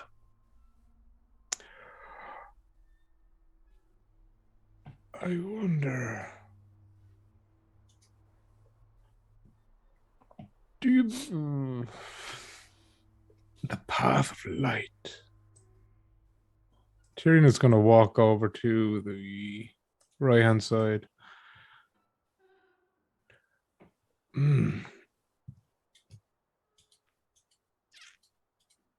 If Tyrion was to step out and fall, would he have an instant reaction? I mean, as soon as, you get that, when you're leaning back on a chair and it goes back a little too far, you get that little bit of a reaction kind of thing, yeah. So Tyrion, if it eases your fear, I could prepare to cast telekinesis to pick you up from your fall, if you mean to step into the abyss.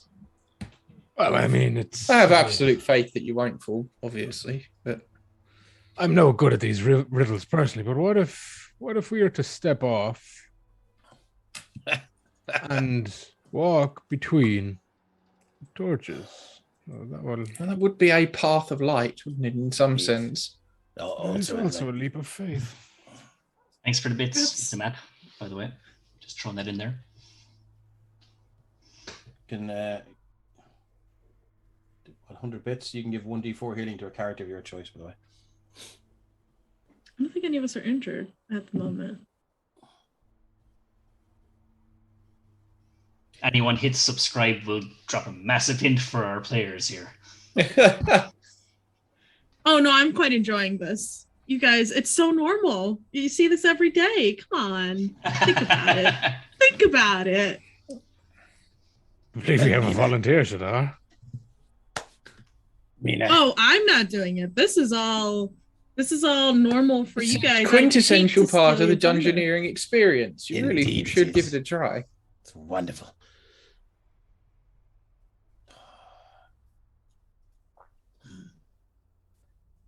Hot I'm damn, there rather we go. stumped. We have a subscription gone in. Thank you. Putting us out of our misery. Almost as if we might I was receive a enjoying spark that of misery. divine inspiration, as it were. It'll be so fucking obvious. Yeah. Thank That will you, be, won't it? Solo, It will. for the gifted sub to Gary5122.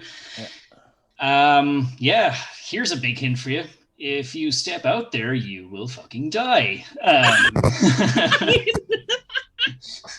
was waiting. I feel That's we've- good to know. I feel we've moved on in leaps and bounds now, my friend. It's come to think of it, the idea of stepping into the endless void is a terrible idea. Well, if I felt myself fall, I could appear back up on the ledge within some distance. Very well. Mark, can you describe this statue again, please? Sure. So this statue is from the waist up, like the one upstairs where you put in the brass paladin piece, is a statue of a dwarf. The only difference is the dwarf in the statue upstairs was holding a sword, whereas this one has its arms or its hands out like this.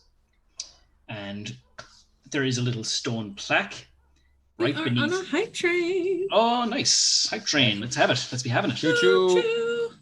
And on this stone plaque, you see a little message saying, Wellham Rockbreaker's Test of Faith. And then beneath that again, you see, the truly righteous do not take leaps of faith. Hold my hands, but do not touch. Then let us walk the path of light together. My hands, but do not touch. Elfric, are there any chess pieces that would be commonly referred to as hands? Not that I have heard of. Obviously, the Right. names for these pieces can vary in different lands, but hold my hands, but don't touch. Can I try holding his hand with a mage hand? Absolutely, you can. And yeah, just as I soon thought as you did that already. No. What did I? cast Mage Hand, and Alfric, as you touch the hand of this statued paladin, its eyes just flash open with a beam of light. Oh, Fucking hell. oh. I genuinely thought you already did that. I thought that was So the did first I, thing you but did. Also, like, Didn't he? Dar I could've sworn. is shocked because, like, I must say, Satirian, I'm rather stumped, given that never heard of a paladin that would have It's such quite an ability. unusual. Would have thought if the way were to be lit would be lit by someone of divine providence. Yes, it's quite unusual for the divine to rely on the arcane. Indeed. Elfric, you lit the path. I believe you should go first. And, Certainly. I have the utmost confidence that it will be sturdy. But Aelfric, I do request concentrate on that hand while we cross, would you please? Yes, indeed. Oh, you don't need to worry. I'm a very gifted telepath, telekinetic wielder. Anyway, let's go. yeah, and this walkway of light just manifests itself as you guys walk across. You get to see a little bit more of this cavern. Excellent. This is such a Me and fun Edison. reference. Let's keep that hype train going, guys. 63%, by the way. It's the solving of this puzzle not. So you mean Thrill this- you in there. This is fun, On isn't away. it? Overground adventures do not. I'm so very thrilled. This is the Exciting happiest day stuff. of my life. It's so exciting. I The will thing to confess. remember, Mina, is that Sarcasm, people don't build these contraptions unless there's something worth hiding. Yes. No sooner do you say that, Alfric, when you turn the corner. Sorry, Mina, I cut you off. I don't know. Go for it. As you're kind of chatting to Mina and you turn the corner, you see a much more, like, modest coffin laid out on a tattered old rug. And Tyrion, right beside you, you see a little altar. And you see a little tattered leather book on it. And on the front, it has the symbol of Torm on it. Underneath the symbol, it says the Journal of Wellham Rockbreaker. Well, let's pick up that journal and have a let's see if you pick up the journal and see if he understands the language that is written in it. It's in common tongue. Well, then he will read. All right, I'm going to show this to everybody, Cool. if that is okay with you, Tyrion. If not, I can just... No, of course. Okay. So you open this up, and yeah, there's only a couple of pages in it. The rest have been torn out. I'm going to show this to you now. Oh, joy. And it reads, Paladin of Torm, my brother. By reading this tome, firstly, you've proven your devotion. But secondly, you have shouldered a burden that spanned for generations. Let me tell you a story of brotherhood and vengeance. It was a crying shame when we laid our fallen brother to rest. Though retired, he always wanted to leave this world wearing his suit of armor, so that he may be appropriately dressed when he stands before Torm in the next life. But no, he was robbed of that privilege by a disgusting, cowardly demon that stabbed him in the back. We were an outfit of 5 paladins, pushing on in age, but our sword-wielding hand had was still steady and swift. But now, cut down to 4, we set out on one final mission, to find and destroy the desecration that spawned the demon that slayed our brother. We searched the land high and low, with tears of rage burning in our eyes and vengeance heavy in our hearts. Our fallen brother would turn in his grave if we did not involve him in this one last final task. Each of us took his first donned suit of armor, blessed it. We divided it among us and wore a piece in his honor. Iranus the Kind of Calumet took his gauntlets so that she may lay on hands and heal in the name of her brother. Dromar the Unyielding of Mirren took his breastplate so that he may bolster his defense in the name of his brother. Fainal the Broken of Luma took his greaves so that he may journey forward and also hold his ground in the name of his brother. And I, Whelm the Devout, took his pauldrons so that I may shoulder the burdens of our oaths in the name of my brother, our brother, Pembroke the Potent. If you are reading this tome, Paladin of Torm, it means that we have failed in our task and we have failed our brother. Seek out my fallen brethren and reassemble Pembroke's blessed armor, and he will guide your strikes true and eradicate this demon once and for all. Until we meet in the next life, Whelm the Devout Rockbreaker. Well, Tyrion stands pale.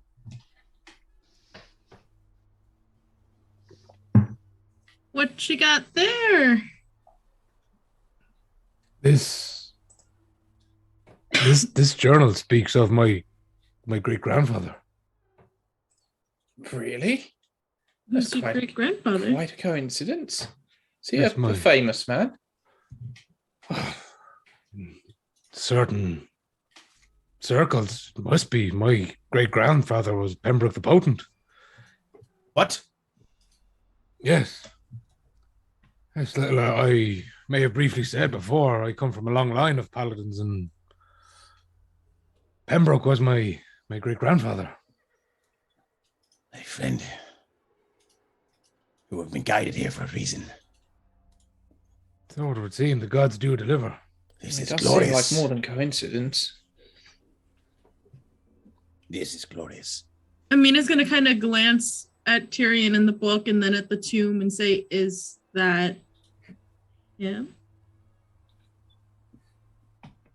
I always believed that he was buried in the family plot, but I Would could you? not know. You'll step I don't towards think it. I don't think you'd recognize him at this point. Well, I never met my great grandfather. He was on his death. My father was but a child. That is, his death is where my sword came from. Well, that is a story from the time. My friend, if you need it, I have the ability to speak with dead. Only if it's deemed appropriate and acceptable by yourself, but I'm happy to lend the Raven Queen's power to this, endeavor. Yes, I believe, but I don't believe this will be the resting place of my great grandfather. I believe this know is Hello, what it is, Papa. but this is one of your grandfathers. yes, companions. Say good companions. The Rockbreaker. Yes, I will- well, and I will only cast a spell if giving you a blessing, my friend. Let's see, and he'll attempt to open. Okay. And absolutely really appreciate that absolute blaster of a comment, Dave, to his enemies known as Willem Dafoe. Oh, God, that's That's good. Yeah, You're welcome. you crack open this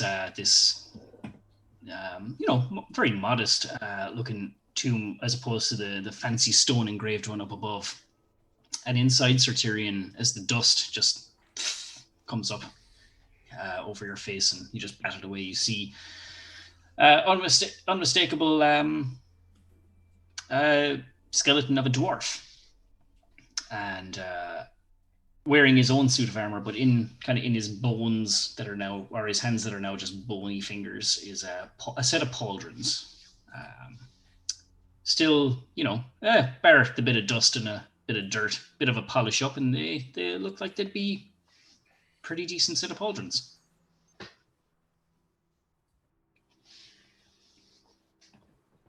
I think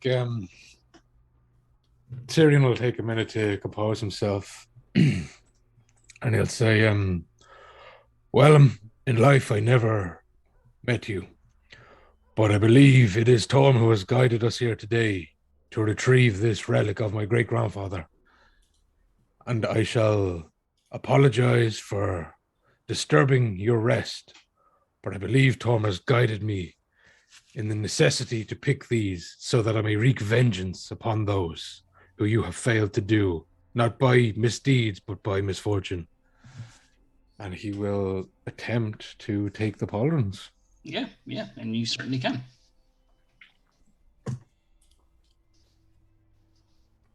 And then after he takes them, he will close the casket and say a prayer to Torm in, common. Okay.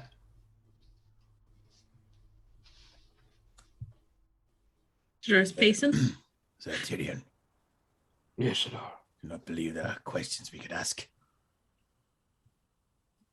Certainly about the nature of this demon. Oh, indeed, yes. I apologize. I'm caught up in the moment, one would say. Indeed. Um, I was just ensuring that your closing of the casket wasn't, say, an answer to my question, as it were. well, yes. What is it that's involved in this ritual, Shador? We don't need to desecrate this place at all, do we? But further than I have already done and what I believe are Torm's wishes. It will take me 10 minutes to draw out a ritual circle with holy runes with the Raven Queen. We will confer amongst each other which will be erased when we leave, and the spell is completed. The runes themselves will erase by the power of the Raven Queen. We will confer amongst ourselves, decide upon the best series of questions. I believe five questions. The corpse, the spirit knows only know what it knew in life, including the languages it knew. Answers It appears he knows sometimes common, at least. brief, cryptic, or repetitive. But we could glean some answers, as it were. I will not interfere with the corpse or the remains. Give you my word. And this sounds like the best course of action to find out about Annie. It would certainly be good to be armed with knowledge. Indeed. Sir Tyrion, Yes, I believe 4 questions will suffice. If you wish to take the 5th, to ask him, maybe for a memory, a good, heroic memory of your great-grandfather. I believe it's worth That's it. sweet. I believe you deserve it, my friend. I shall wait outside the chamber. I don't think this process needs an audience. Seeing as you never knew him, my friend. Well, indeed. Thankfully, great-grandmother still lives and is an important part in our local temple. Very good. Well, the office there if you want it, my friend. Mina's just kind of leaning on the wall. She's got like her arms crossed, and her legs are crossed at the ankle, and she's just kind of watching. Elfric, my friend, now is not the time to leave. We must bang our heads together, as it were, and come up with a series of questions that will be those that will hopefully yield. Oh, very well. The best answers. Then, my friend, you can take your leave. I simply didn't want to interrupt your ritual if it was a solemn affair. It has not begun yet. We must. We have 5 questions we can ask, and Very well. hopefully our friend here will be in a talkative mood. What do you think? I don't suppose he's had anyone else to talk to in a while. Indeed. Are they yes or no questions, or is the dead allowed to elaborate? The dead. Generally, their answers are usually brief, cryptic, or repetitive. The corpse is under no compulsion to offer a truthful answer if we're hostile to it. In this case, we are not. So, the nature of this creature, I believe, should be our first question. Second, I believe it if they know its true name, or at least the name it took. That's a good idea.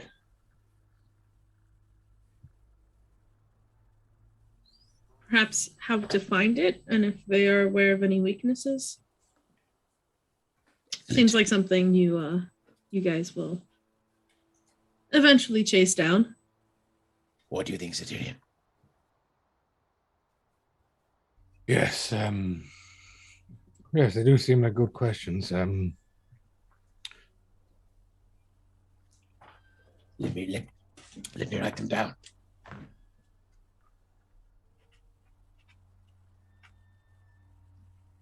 Nature.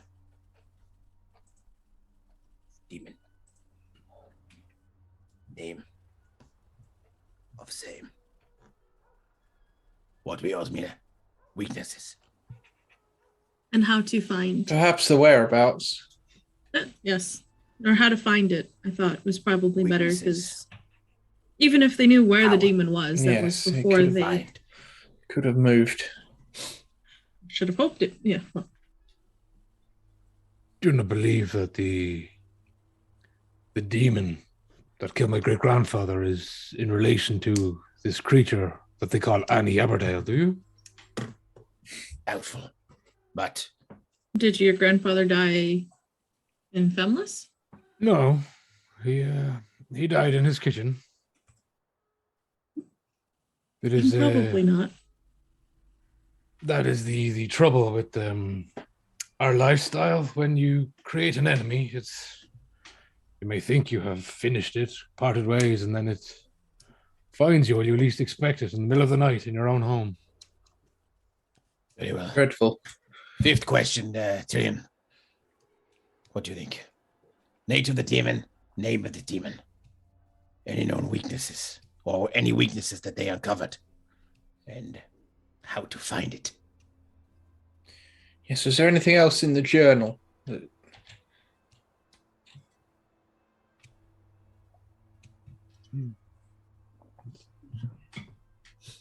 Scan back through it.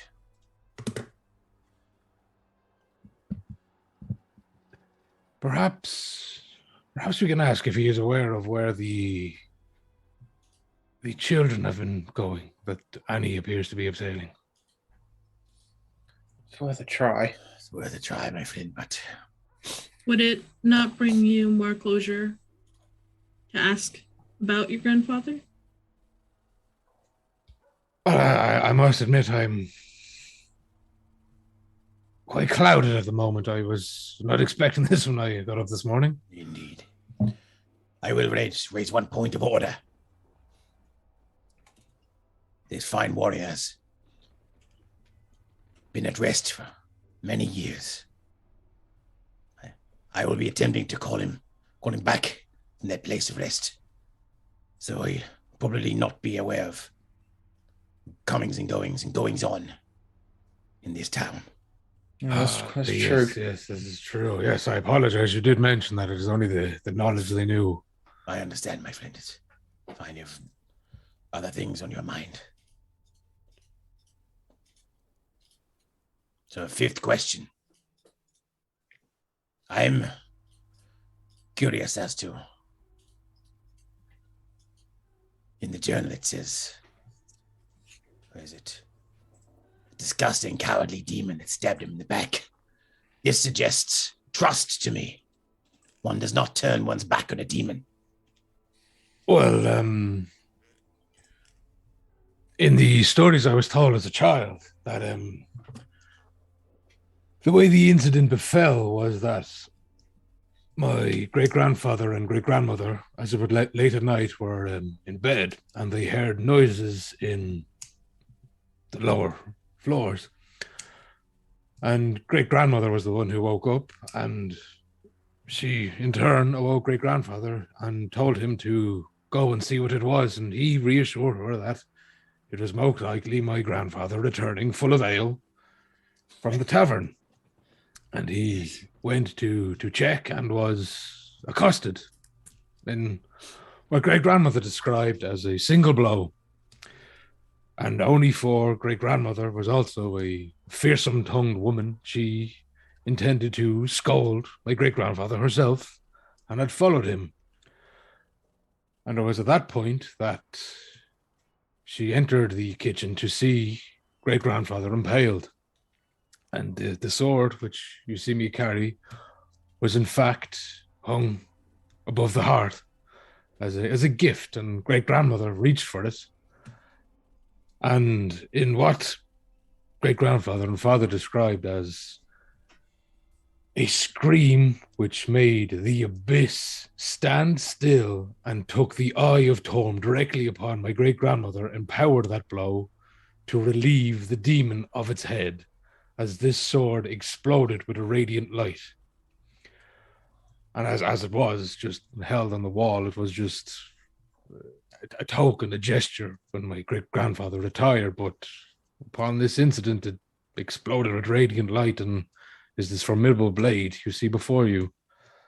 That's remarkable.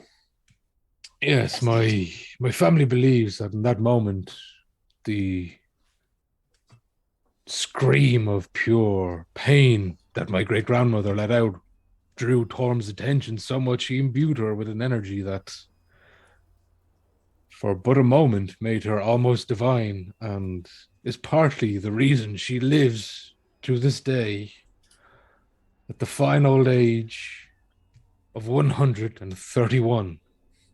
Oh, dude. Which for a human is quite impressive. Yes. She must be in agony on a daily basis. She's quite spry and as sharp-tongued as ever. She's impressive. I should like to meet her. Perhaps one day, but this news that his comrades hunted the demon is what leaves me to believe that this story has some unfinished business, or perhaps lays right in the information that you can kill a devil and a demon on our plane, but it simply banishes them back to their own. Indeed. In any case, it just can't be simple coincidence that you've come to this place. It must be the guiding hand of Torm himself.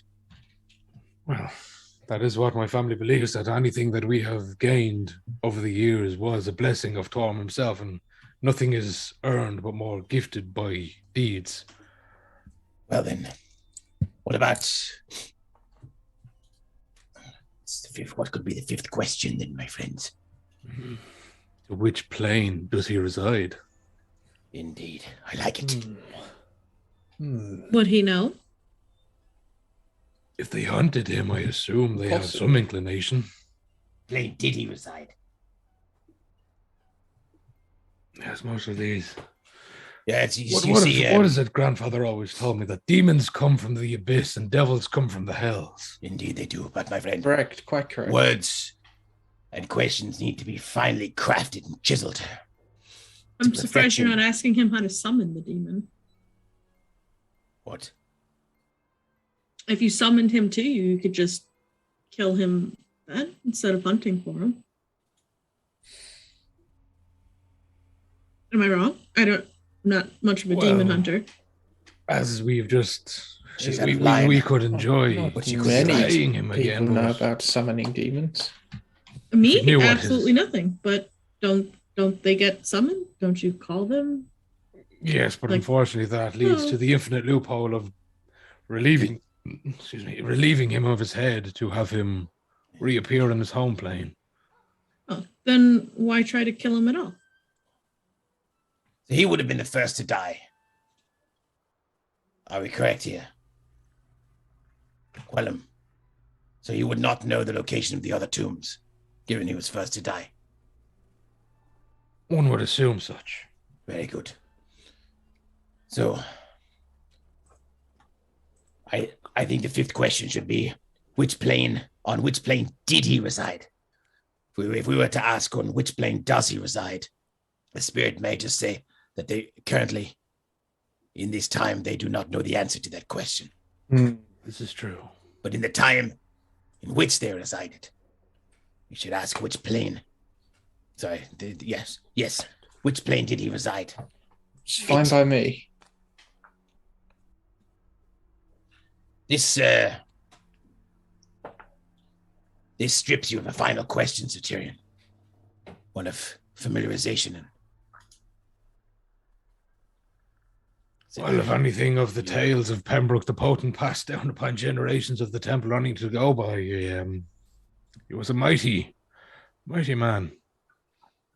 He didn't get that name for no reason, should I, Indeed. Very well. Shall I proceed with the ritual? Yes, do. May your God bless us. She always does, my friend. Step back, I would ask you, please. Certainly.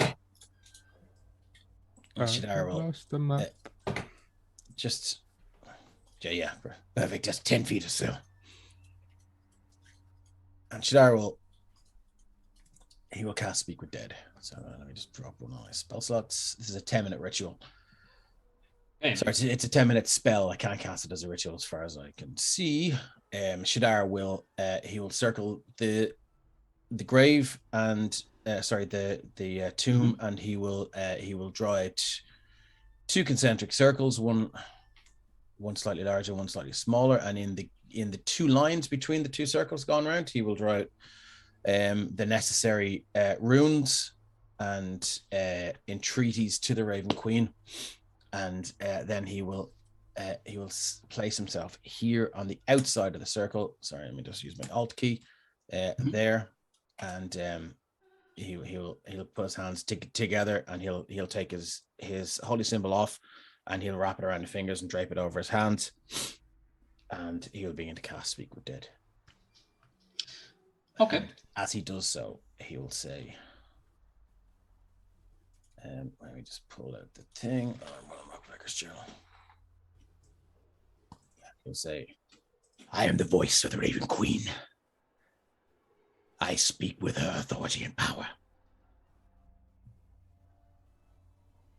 Noble and holy Willem Rockbreaker, also known as the Devout. I humbly, and with the permission of the Raven Queen, call you forward. And in the distance, Tyrion, Elfric, Mina, almost as if it was like coming out from that chasm that you just crossed over, you hear the echo of a raven cawing. And yeah, there's a faint blue light that appears in both sockets of this skull's eyes, and the jawbone begins to chatter for a second, and you just hear the word Shadara. You just hear a single word, and it says "Speak."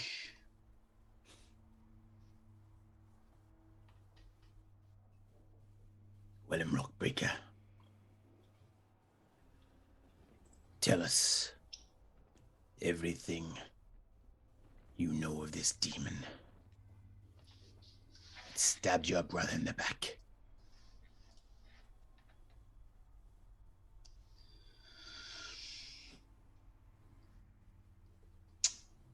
Um, I can rephrase the question if you want. Yeah, it's not really a question. Tell me everything. I presume I'm just looking at this, but No. You're right. Sorry. I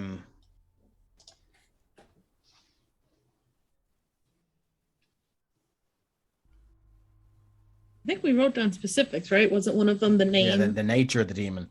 So, what do you know of the nature of this demon?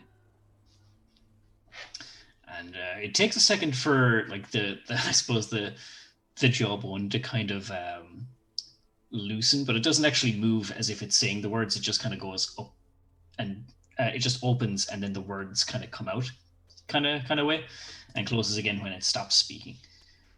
And says, "The demon is slayed. We searched for its master. The demon was relieved of its head by the wife of Pembroke the Potent."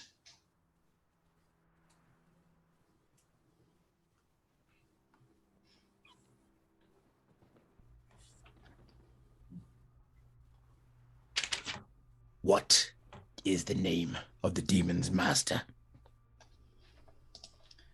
The answer to this question is unknown to us.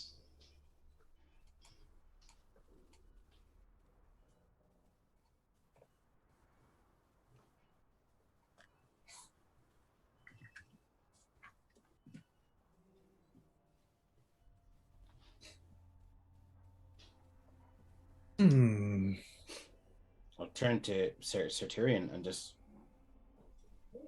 because if the demon has been killed, has been destroyed. I will just have to just drop one of the questions and ask. So they don't know the nature. They don't. Okay.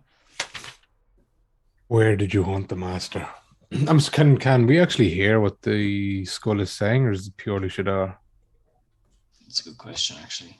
I mean, I think it's flavor really, because I would tell them anyway. Oh, okay. But I have to be the one to ask. That's why I was wondering. Yeah. Doesn't specifically say. So it's up to you, Mark. It's your flavor. I would say that everyone can hear, but only Shadar's questions are answered.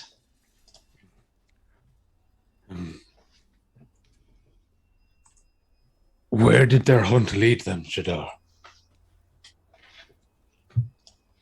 Or did they? The hunt for the master.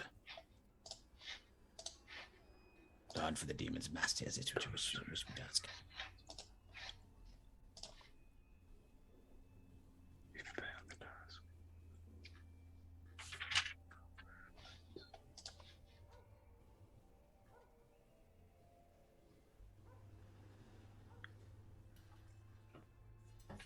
Sorry, are you going with that question, Shadar? Sorry, I'm just waiting for a Tyrion to confirm. Yeah, okay. Sorry, I was waiting to confirm if you asked where they searched. Yeah, so like they destroy the demon. So you're asking me to ask where they searched for the master. Is that correct? Or they searched high and low.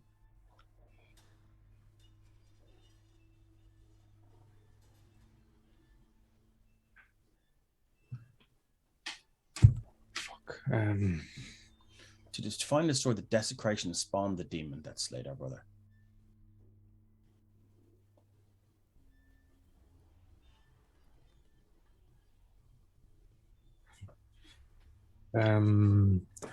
Where did they find? Yeah, where did it originally spawn? Yeah, what was the first instance? So we've asked nature of the demon, name of the demon's master, unknown. So we're asking for.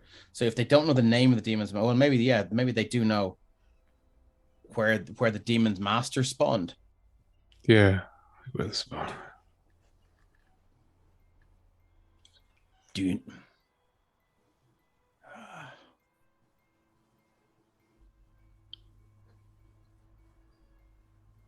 See, I have to ask. Do you know the location? It could be yes or no, but hopefully he wants. You know, we're on the side here. Do you know the location of where this demon spawned? Yes. Fucking you do that.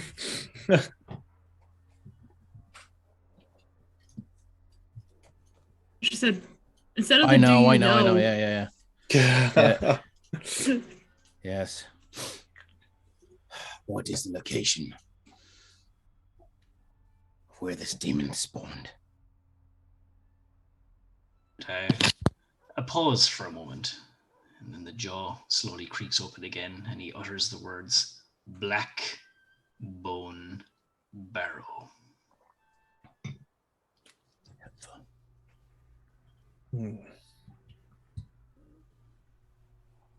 Is that a place that we know?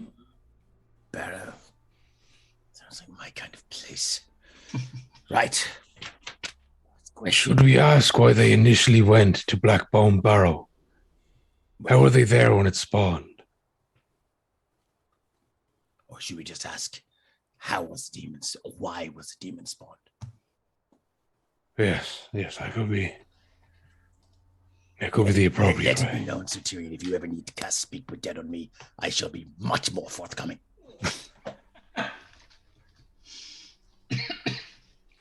Very well. What are we going to ask? Let's get the wording correct here.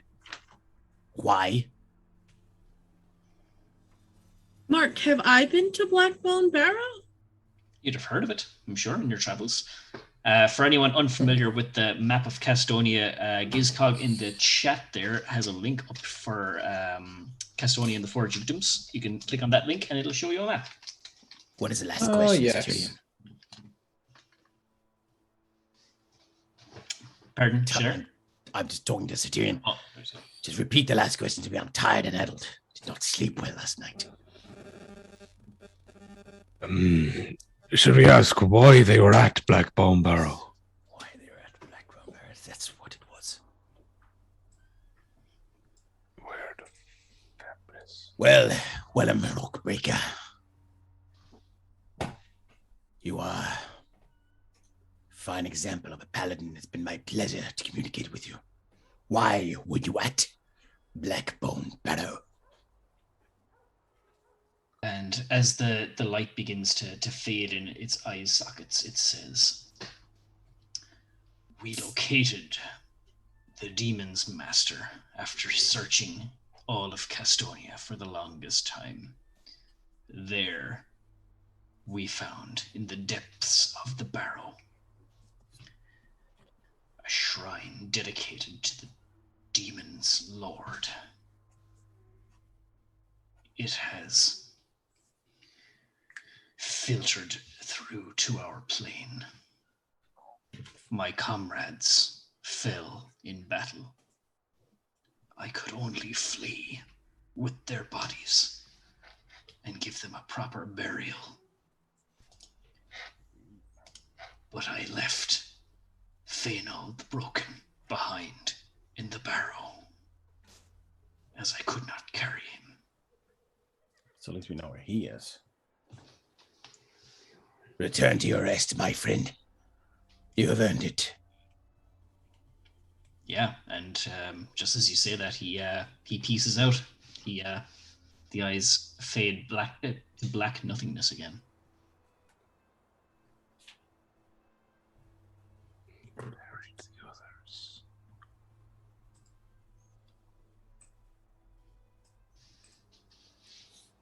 Well, Jarl sink down to his knees and just crawl over here. That took a lot out of him.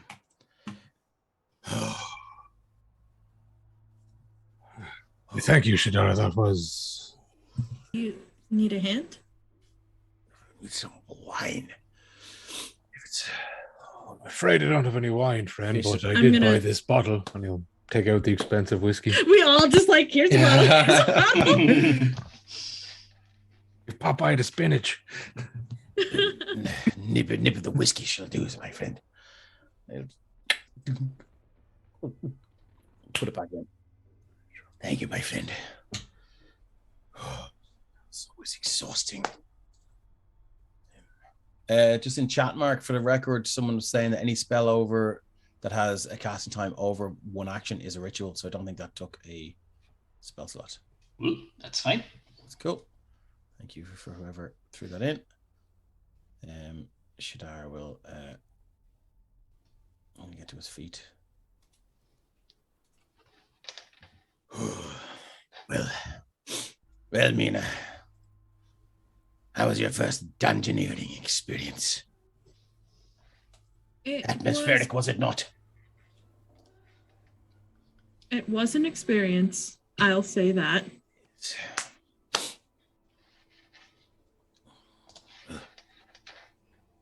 Yeah, Flick, we couldn't have done it without you. Always my pleasure. It's been quite a fascinating experience. I'm glad that Sir Tyrion has been able to discover this place. Some special significance to him. Yes, as am I. It is very rare that you can actually find roots or companions of your family's heritages. Since this happened to my great-grandfather, it is tradition now that we don't use our family name anymore, so that we may not be followed home by the unwanted and the fiendish.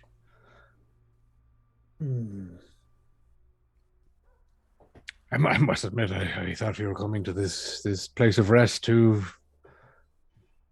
dig a grave or find the bodies of some children. I didn't expect to go into my own past. Right, so sorry, people are saying it's not true about any spell casting time being over being a ritual. So look, just Can't really earn the side of caution. I'll just knock a spell slot down just for the crack of it. We'll read into it later anyway. Yeah, exactly. Yeah, cool. I can't really give a comforting pat on the shoulder, given that it's all armor, but I guess symbolically, Mina will kind of do it anyway, just like thunk, thunk, thunk. If you ever want to talk about it, or if you need a hug, I'm here. Of course. Very kind. Perhaps we should leave Leave? Wellham to his rest and Yes. make our way out. Is the path of light still there before it takes? Oh, it is. Yeah. Oh, that's good. Whelham's not a total jerk.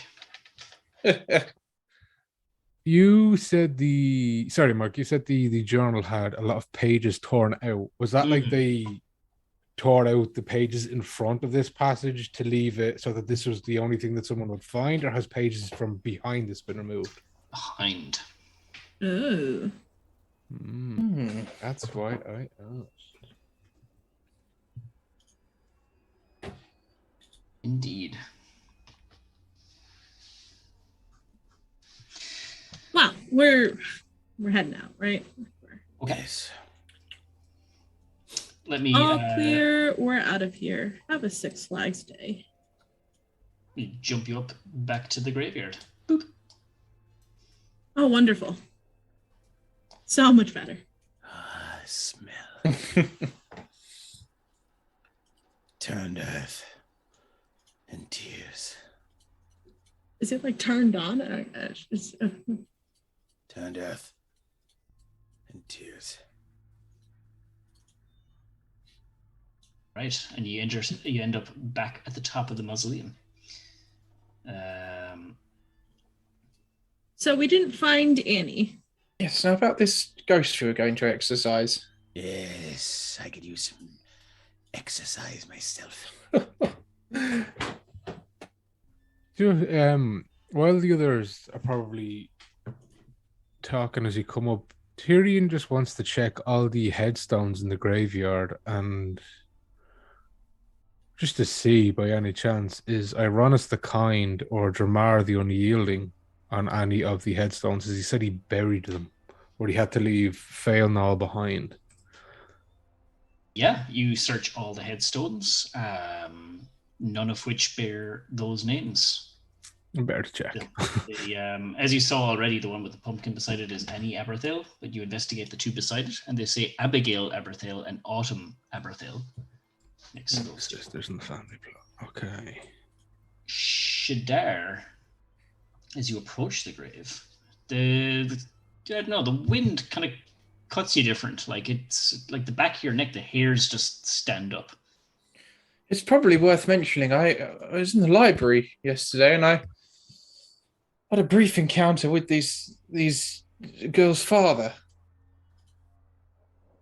The Aberthail child. Yes, he was. Living? I am right in my mark. I'm not misremembering that. Yeah. The father is alive. Yes, he was a bit of a wretched fellow, I'm afraid, a drunkard, as one might be, having gone through such a dreadful experience, and a bit of a misanthrope at that. But he did not seem to be of any sort of evil or demonic disposition. What was he doing in a library? That's quite strange behavior for a drunkard, no? Yes, he seemed to be asking for books. You sure he didn't say booze? Well, I admit I was a little distracted with my own reading, but I'm fairly sure that's what he was after. I see. Did you catch what books it was that interested him? Were they? As I say, to tell you the truth, I wasn't paying an awful lot of attention to the man. He was just there at the same time. Of course, you had your own business. So I did speak to the librarian afterwards, and she said he frequents the place. Who we were talking to? Just a point of order. Did Tyrion explain what the Hound saw about the jack-o'-lantern? Sorry. Yeah, in the house. Okay. When we were questioning the child, he would have explained that. Pointed out everything that happened. Very well. Here it is. And as he walked up and got that vibe from the wind, he would turn to his companion and say, "Anyone else feel that?" It was just you, and it was an odd feeling. Like that feeling when you feel like someone's just literally breathing down your neck. It's like I shrug, and yes, you turn and there's nothing there. Shadar will just kick the jack-o'-lantern over. Right. Not like to destroy it, just as if you put your foot on something just to turn it over. Okay. Yeah, you tip it a little bit, and it falls onto one side. It's not lit. You can see a little candle in there. The wax is kind of already molded to the base of the pumpkin, so like the candle stays intact. I'm loath to engage in rituals, but it's one wishes to converse with this demon, to draw it out, and maybe igniting a flame within be the best course of action. In the pumpkin, you mean? Yes. You want to talk to Annie? Draw the creature out and eradicate it. You hear that, Annie? Shadara kind of looked to the air, totally in the moment. Jar's having a day. He sure is. Do you believe lighting it in the day would help, or does it need to be at night? Well, if it does nothing, it'll take us 30 seconds to find out. Oh, that is an excellent point. Elfric. Yes. Quite handy with conjuring and fire and that. Oh, yes, it's actually my specialty. Excellent. Mina, Yes, love. you ready for battle? Sure. Excellent. Let us see what happens. Quick note on Speak with Dead. Sure. It's an action. Oh, is it? Yeah, it lasts Right. for 10 minutes, but it is an action. Sorry, I thought the casting time was 10 minutes. Sorry. Yeah. Casting time, one action. My bad. Sorry about that. Just so you know. Mistook the In the duration for the future. casting time. Thank you.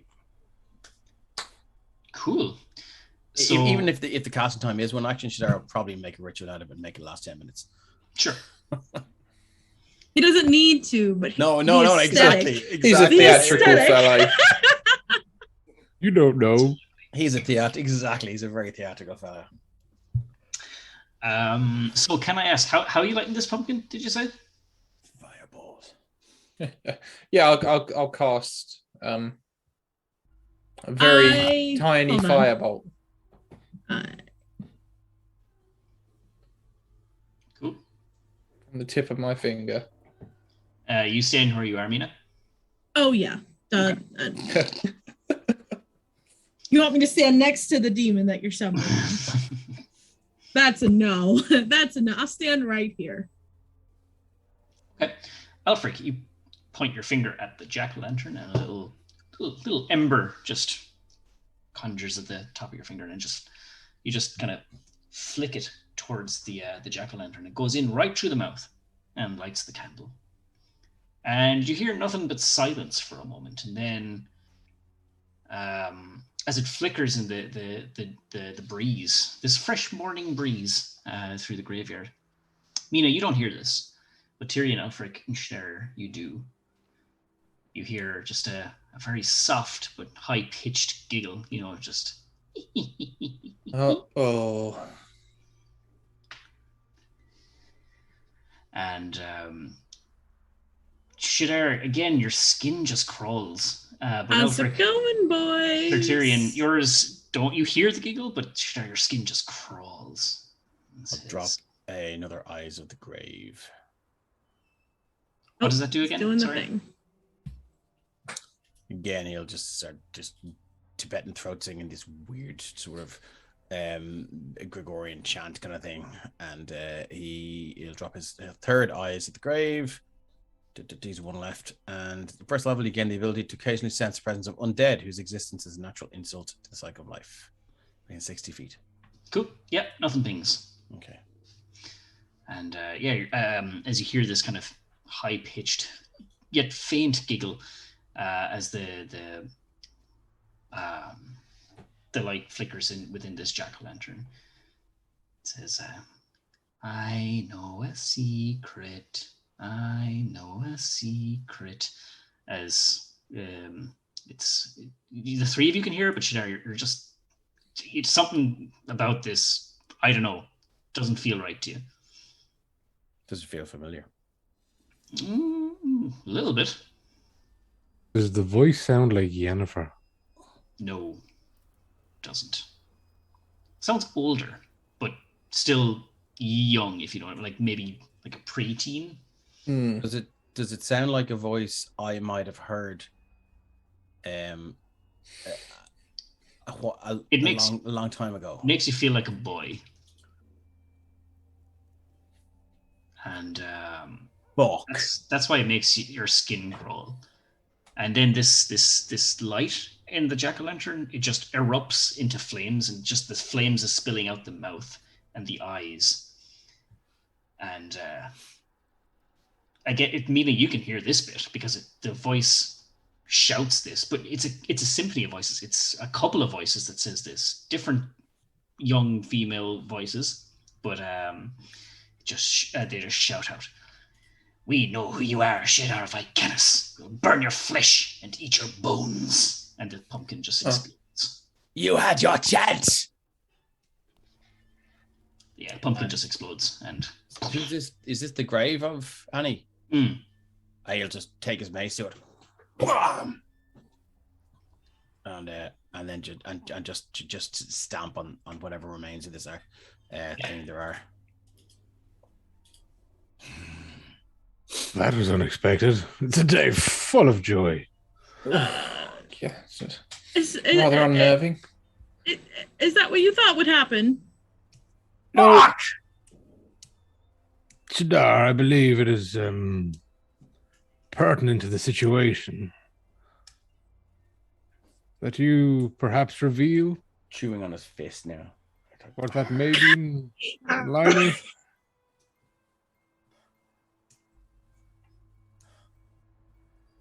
Yeah, Mina will cautiously come just... Before you do, Mina, can you roll a perception check for me, please? Oh yeah, I'd love to.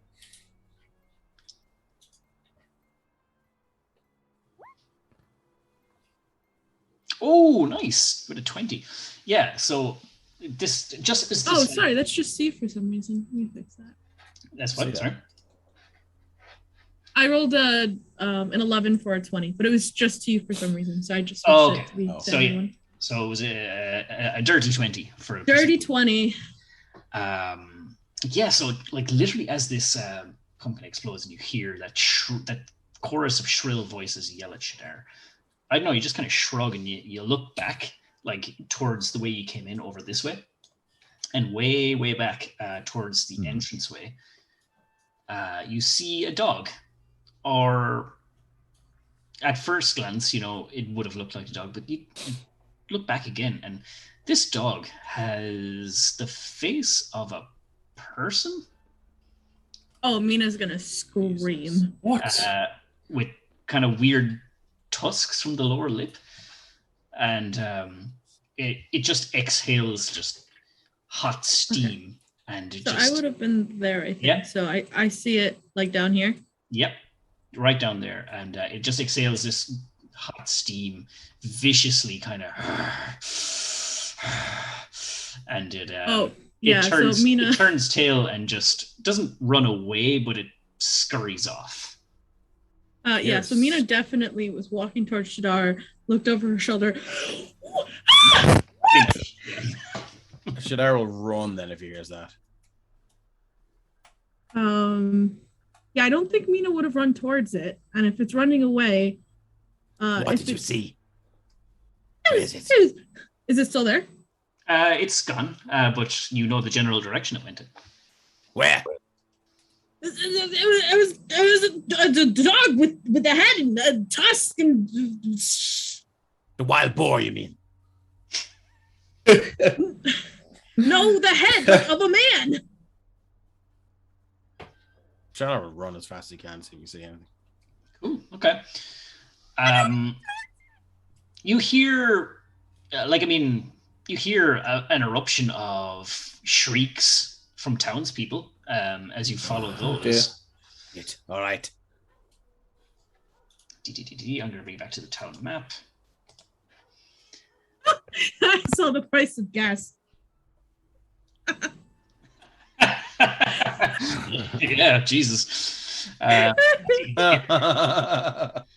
Drew Kane at it again, my friend.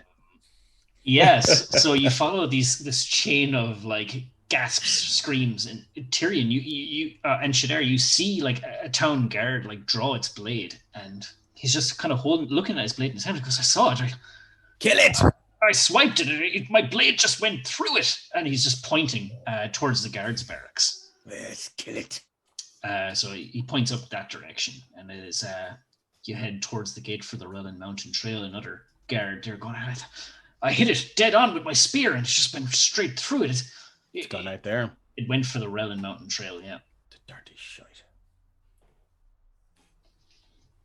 Obviously, how fast was it traveling, men? How fast? Very, very fast. And it managed to swipe it. So it had a child in its mouth. What? What? Oh.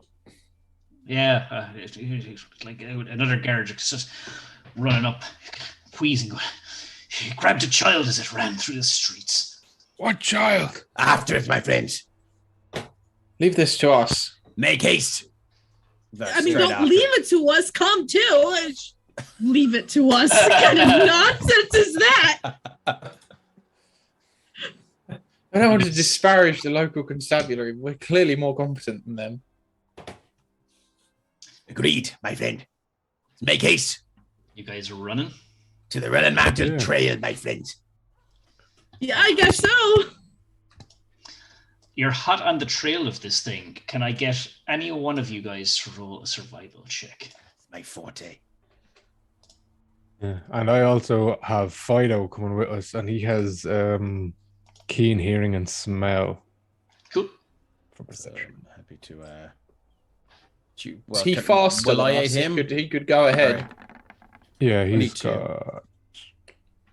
Yeah, you're able. 40-foot movement speed. you're able to keep track on this thing.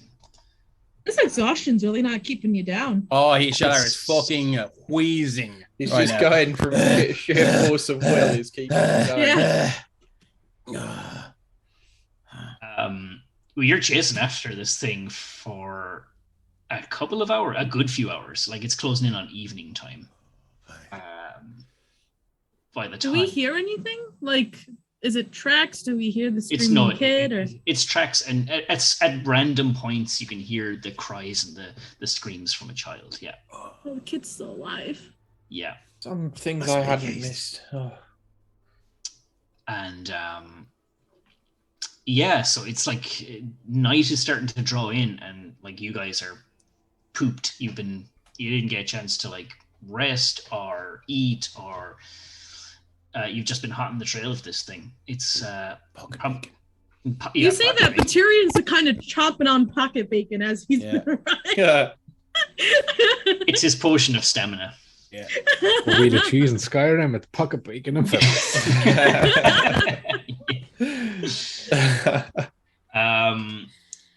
So as night draws in, you're heading the Relin Mountain Trail. It divvies in two paths, and it did so earlier. One going up the mountain and one going to like side skirting it around. And that's the direction this wolf/dog thing went. It didn't go up the mountain, it went around the side. You follow it for a couple of hours to a point where you're in this enclosed area. You're at a cliff face. And sorry, Mark, is this heading up to the Tangler Mountains or to the Cruitstone Valley to look at Castonia? Looking at the map of Castonia, you are going around the higher lands. So you see the pathway going up towards Relan. You're going around. You're going around, kind of hugging the mountain around the higher lands. So we're heading kind of southwest. Kind of, yeah. You're not on the Valorwind Way. You're on like a rough path, but it's not. You're not going up the mountain. Just sort of trying to get your bearings. Compare that to another town. Yeah, that may have relevance to Shadar. Thanks. And you after a time, you're maybe about all things considered, maybe about 15 minutes behind this thing. Can I actually get actually that's not fair to say. Can I get a constitution check from everyone? Just not a save, just a check. Oh, shit. Disadvantage, so that's a 4 for me, I think. 6. Oh no, 7 for me. 19. I'm waiting on my character sheet to open because it was closed for some reason. No worries. No. Remember, guys, you do have Bliss, and I think Alfric has Inspiration. Yeah, I'll throw that Bless out Oof, there. I'll have to use my inspiration then, I think. So Just to be I'm guessing a 6 isn't going to cut it. 1 for an 8. Use my... Wow. Hey, I tried. It wasn't meant to be. Alfric's not much of an athlete. I'm out of blasters now, so that's cool. But Nina, the person who does Got not me want to to 8. chase, is just outpacing all of you. Like, come on, guys. Yeah, another suspicious thing to women note about are her. yes, Traditionally indeed. better over longer distances. Yeah, so like We have better stamina. the longer the day goes on, should I say, you kind of lose a bit of distance, and it's actually more like 40 minutes it was ahead of you until you track it to this place. And I'm going to transfer you over to another map now. Before I do, I'm going to double check that I have the fucking dynamic lighting on. Because that was a big old no-no. I don't think we saw anything we weren't supposed to see. Yeah, it's usually not the end of the world anyway. Need to remove Christina because I already copied you guys over. So before you guys don't move a muscle now, because you hear something as you approach this mountain. You hear the same kind of heavy breathing. Even though this thing had a 40-minute head start on you, it appears that it is close by as you approach this this cliff face. Shadar, you would notice that nearby you hear the sound of trickling water somewhere. The music. Before you, you see bare, knotted, gnarly trees, and the ground is barren, dirt and rock. Before you, right in front of you, you see the side, the cliff face of Relan, the mountain. And you come up in this kind of valley. So it's blocking a lot of your vision at the moment, but there seems to be more around the corner. Namely, that heavy breathing. Is this a cliff face here to our right? Straight ahead. Oh, Mina. Oh, sorry. Did I step too far? You did, and you see something. Roll a stealth check. Oh, cool. I don't actually see anything on the map, but I will. You should do. You should see a little token. I see nothing. Oh, well, let's roll stealth. I can roll stealth anyway.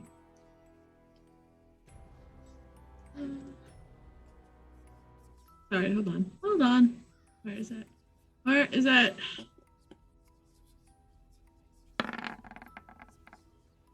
Oh, nice. A 24 nice. for stealth. Okay.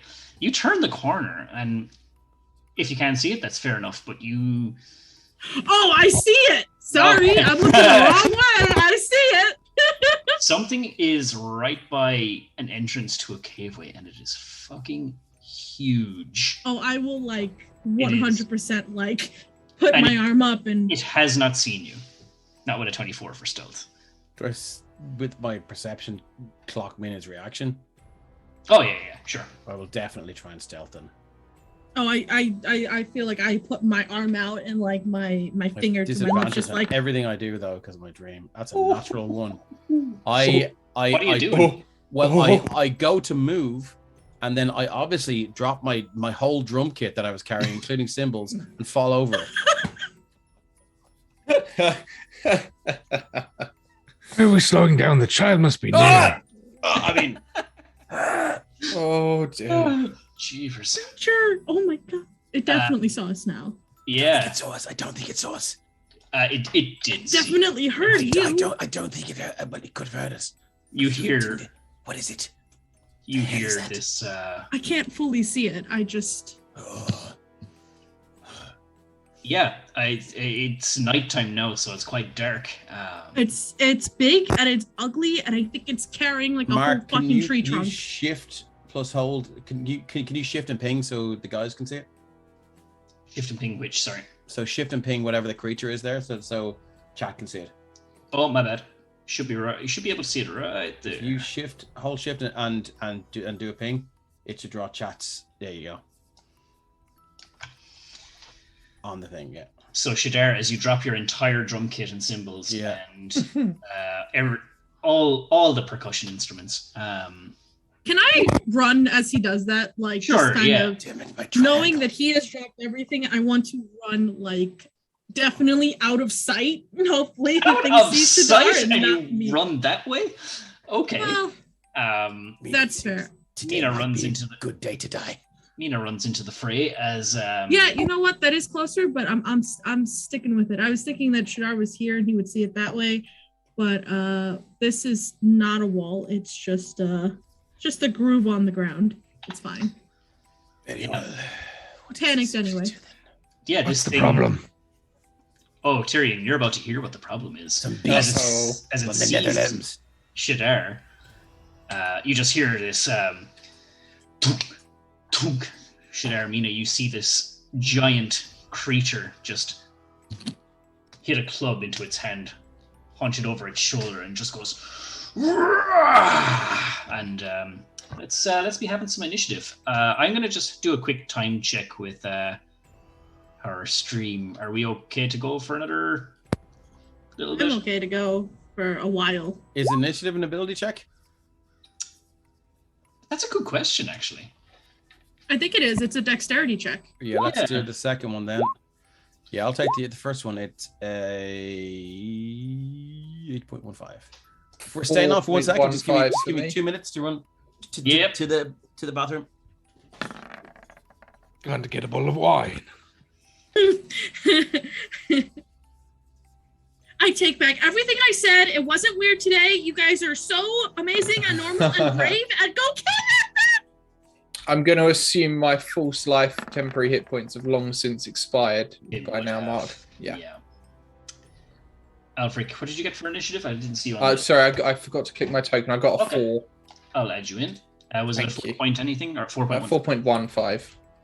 It Yeah, should thank you. also be changed to 8.15 as well for the first roll. 8.15.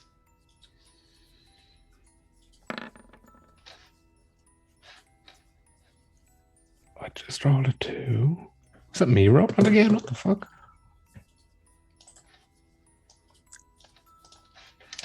You've got the 2. Let me see who is going first. It is I our. think it's your creature. It Not is. fucking me. Oh, one of your creatures, because you've got 2. Yeah, there was 2 creatures there. Go figure.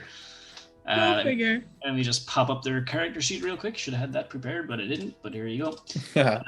Yeah. So this thing coming around the corner is just gonna Shadar, there's 2 of them. Sorry, back. 3, 4, 5. Are we okay to stay on?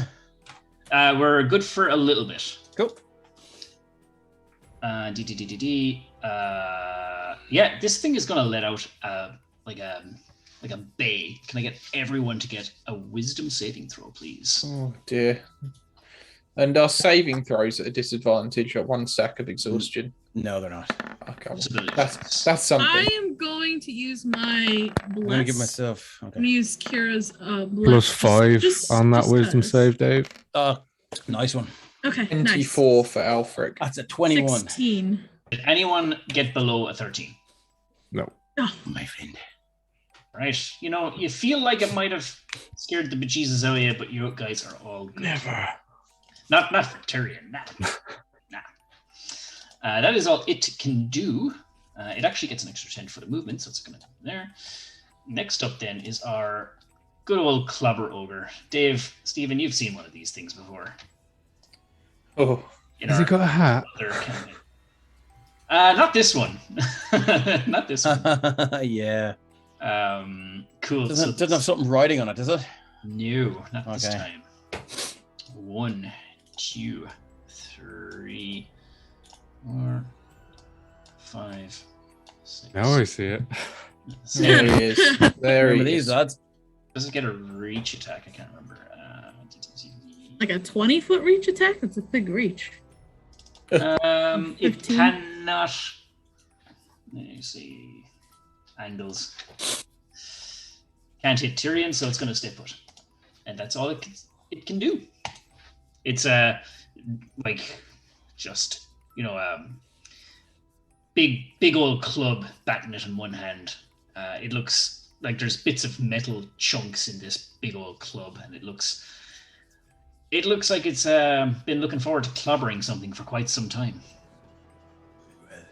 It's clobbering time. Indeed. It's clobbering time. Nina, it is your turn. Excellent. So that's 1, 2, 3, 4, 5, 6. And I am going to cast Fairy Fire Okay. to hopefully catch both of them. So I'm going to need a dexterity saving throw with the DC of 17 from both of them. Jesus, that's a good DC. Thanks. Guarantee that ogre is nimble as fuck. No, you got a 3. It gets both of them, actually. Yeah, I'm gonna roll for the hound. I'm gonna use my bless on that. 17. All right. Well, that's Thanks for the bless. fine. That's So fine. it's just the ogre that is affected by. I can't use my bless to counter your bless, can I? Probably not. Nah. Okay, so one of them is lit up. And then I'm gonna say, Sir Tyrion the Brave, surely this isn't a match for the right hand of Thorm, and give him a bardic inspiration. What color is this ogre now? Purple. Nice. No. Purple's my go-to, but everything that's bad is purple. We're gonna go with do I get pink? Pink. Green or violet? That's nice. You can give me pink. I'll take pink. Let's go with it. Yeah, pink sounds good. Alrighty. Anything else from? Sorry. Are we allowed to use our channel points for each other? Oh, I'm going to say no to that one. Okay, good to know. Save them for the other streams. Cool. Grant, good to know. Which means, Seems Jonathan, reasonable. you in the chat, you can't do anything. That is my turn. Okie dokie. Shadar, your turn. Jadar will grasp his holy symbol. He will move. Presuming you're going to move. Right, so I think he knows what Satyrian's going to do. So he is going to.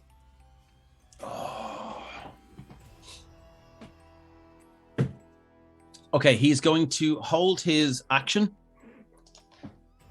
until right before Satyrian takes a strike at the big guy, and he will say, "Satyrian, on my mark, unleash hell with the big fella."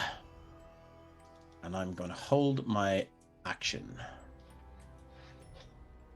Okay. Sorry, I will move to there because I know Tyrion's going to move up. Chat says that Shadar has to load the drum kit back into the van for the rest of your turn. It's always the drummer leaves last. And yes, just to clarify, I only have 2 blesses left now.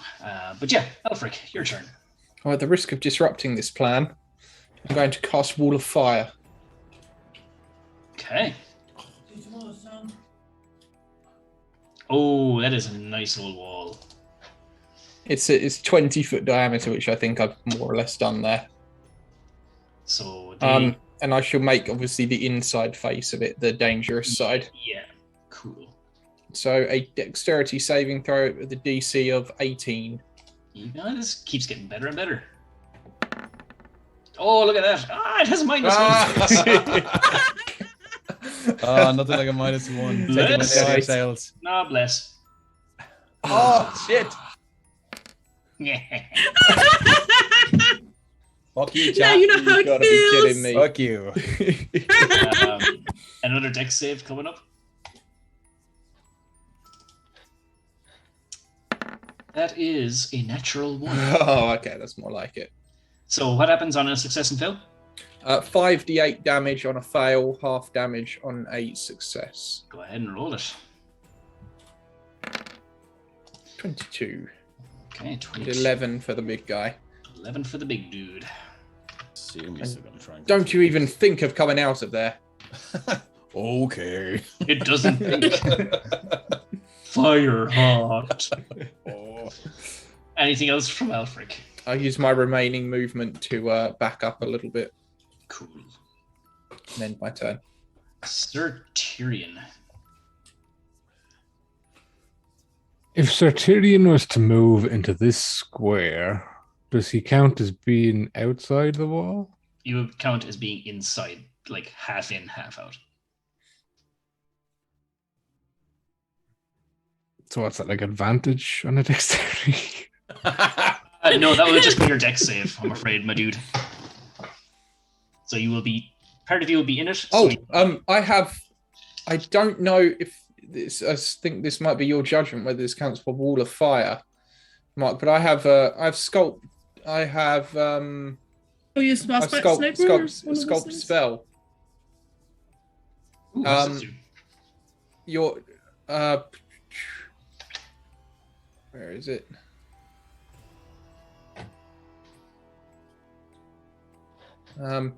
Sorry, hold on, let me just look it up.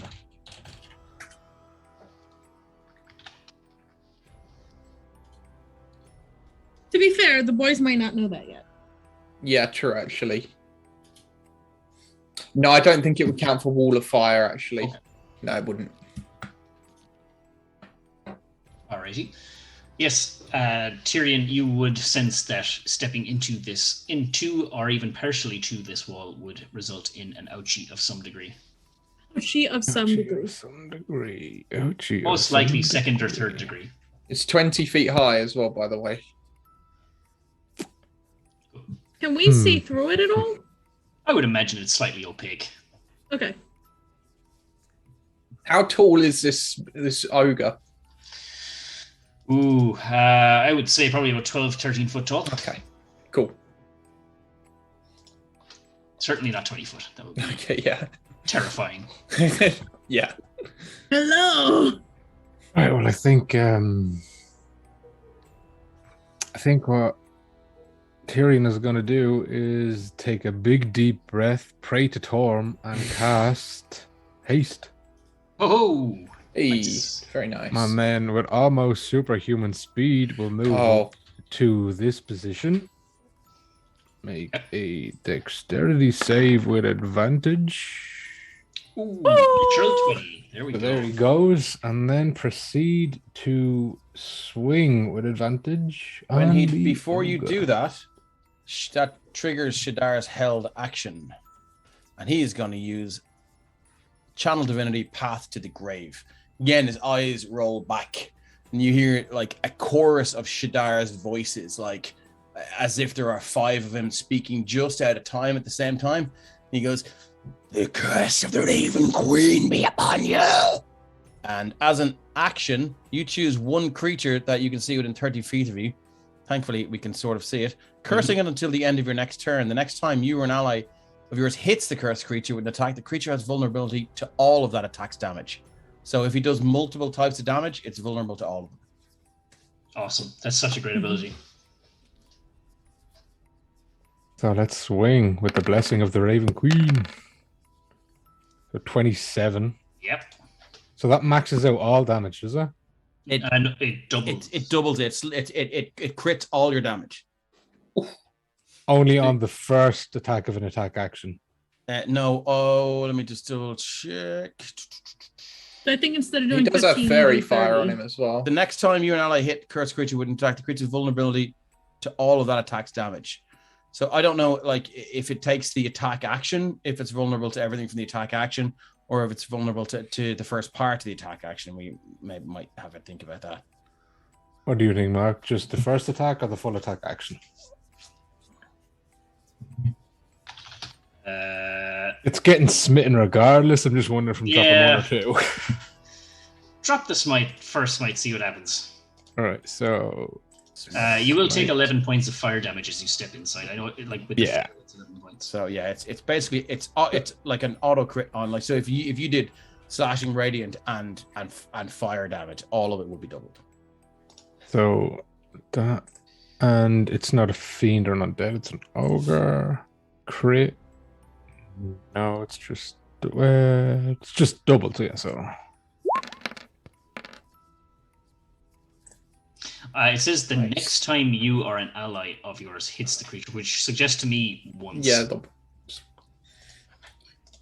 But it's still So like, that's pretty darn good ability. It's so bad. So I'll throw 22, 14, so 36 and 16, 52. 52 damage. So Tyrion, tell me, what happens here? How does this thing get obliterated? hey, I think with the blessing of the Raven Queen and Tyrion's pure fury and supernatural speed, the blade just carries upright, misses the ogre's club straight over the chin, and just takes the jugular clean out of it. Yeah, so it's letting out a roar, goes "Grrr," and then and yeah, blood just As everywhere. that happens, you hear Shadar whisper over your shoulder, "She calls for you, my friend. And can you hear her? Hark and listen for her call." And I know it was only a single step there, so then 5, 10, 15, back out the flames. And there's no second save for leaving the flames. no. Yeah, and then he will swing on the doggo. Okay. This is the body of the ogre hasn't even hit the ground yet, as Tyrion just The flash. 25. Yeah, that'll do it. I will drop another smite because we can. But just Fury's magical weapon, isn't it? Yes. I Is this a fiend? knew nothing by that.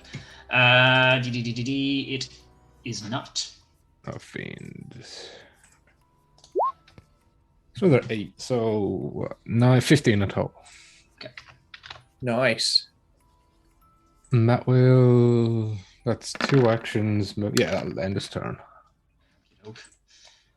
Tyrion, does this thing need to make another save, or is it able to do anything? Or not Tyrion, Elfric. So if it moves through the fire, it has to make another save. Or if it ends its turn within the wall. Okay, I think it's going to try and get out of dodge then. But first, it's going to try and bite Elfric. Alfric or Not Tyrion? Elfric. Sorry, I'm mixing up names. Tyrion. My bad. How about a 17? Doesn't Not touch even close. No way. It's still going to try and move, though. It'll have to make that save. I'm sure if I know Stephen well, he has to use Sentinel on the ready. So it's going to pass and take half damage. Isn't that's right, half damage, right? That's correct. Yeah. Shall I roll again? Yeah, I just took the 11, but do roll again. Good thing you did, because It's an improvement. 14 was its hit points, and that it burns to death. It's immolated. Amazing. I did So- warn you. It tried to bite Tyrion and then flee, and then as it bursts through the flames, it just starts hobbling, and Tyrion, you can see its fur set alight, and it just eventually just stops walking, going towards the cave, and it just keels over. And, for I'll, now, I will I'll make a slashing motion with my wand and dispel the wall of fire. take you out of turn order for right now.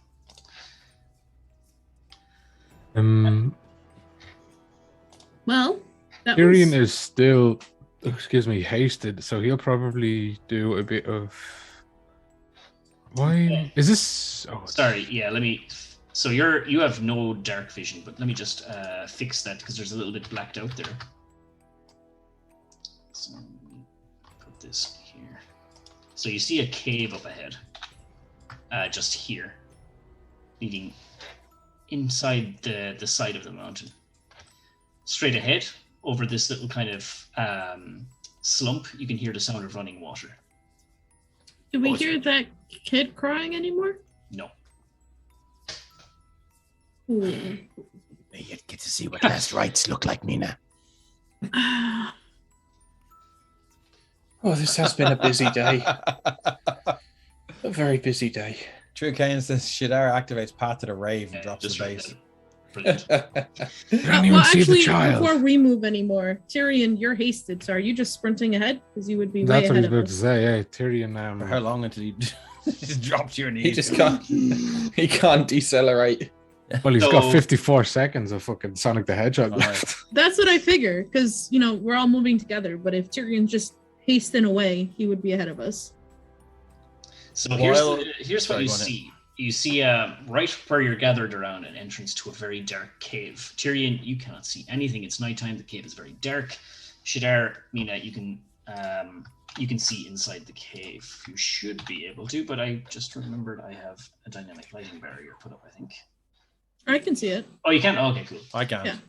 Oh, sorry. Tyrion Yeah, will yeah. Sorry. Speed light a torch. Oh, you can, yeah. So you would need to light a torch So this is the cave. Sorry, I thought it went under and that was above. So this is in the cave. in the cave, yeah. Thank you. Oh, okay. So it's like X-ray vision through the rock. If you Yeah, like. yeah. Cool.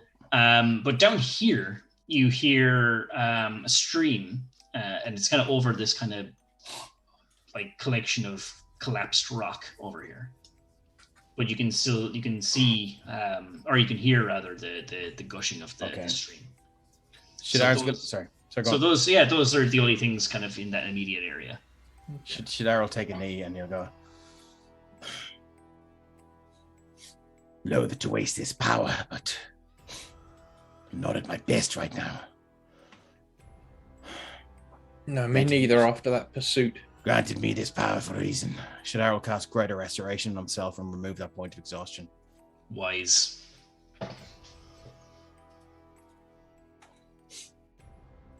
And he like a look of like pure guilt crosses over his face. But yeah, he has to do it.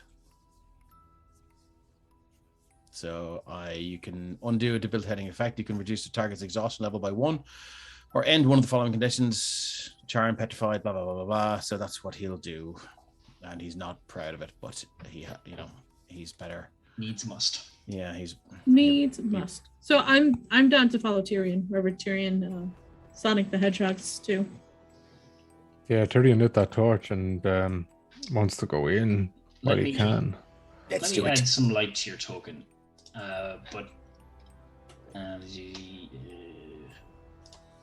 So you Tyrion, you light up my life. So you now should be. So Tyrion Your strikes up a radiance torch, shines and lights even the darkest of caves. and as night creeps in, completely blackening the sky above you, you venture into the dark cave. I think that is a good place to leave it. Yeah. Can't believe we got Dun, dun, dun. sidetracked and we didn't get to do Ray's anatomy. I know, but that only means I get to make an even better pun the next time. Yeah, we were on it all week with those puns. It was pretty awesome. But yeah, I think that's a good place to leave it. This was great. I love it. Yeah. As Mina, Yeah. Mina Thanks, gets Mark. 2 dungeons to delve in one day. Exactly. I like what how a you guys day. all treat Mina as if she's stupid for not knowing what only the most seasoned of adventurers would. Oh, come on. like take the Joe Schmo off the street. That's like, oh, that's a deep dark pit. I'm gonna leave. My first adventure was a dungeon crawl, if you will. Slaying and destroying skeletons and zombies. It's exhilarating. Nope, none of that stuff. Traveling on ships. Pirates? Yes. So I would just like to thank everyone on the chat for the great interaction there as well. Yeah, thanks, guys. And Cheers, Thanks for guys. Thank you very much. huge We did thanks this for to you. the guys. Thanks for giving Mark all the fucking inspirations. You're great. Don't worry about it. I have, Yeah, there not- was will 2 not be forgotten. saves. I have an Not inspiration and a forgotten. bless for next week. So thank you so much for that. Yeah, very good. Yes, We'll remember. I have 1 bless from Zite. I'm out. I had 2 next and I'm time. out. Spinning Boy, first time watching, it was super fun. Really appreciate that. Thanks. Join us next time. Magic. Thanks, Bye. big boy. Come back again. Absolutely, yeah. Good fun as Check out the always. other guys. streams as well. There's one on Tuesday, there's one on Friday, and then there's another one on the Tuesday, another one on the Friday. Alrighty, guys. Thanks again, and we will see what lies in wait at the end of this cave for everyone. Hell yeah. Thanks, See you guys. later. Bye, everybody. I just got a bless from Gary. Thank you.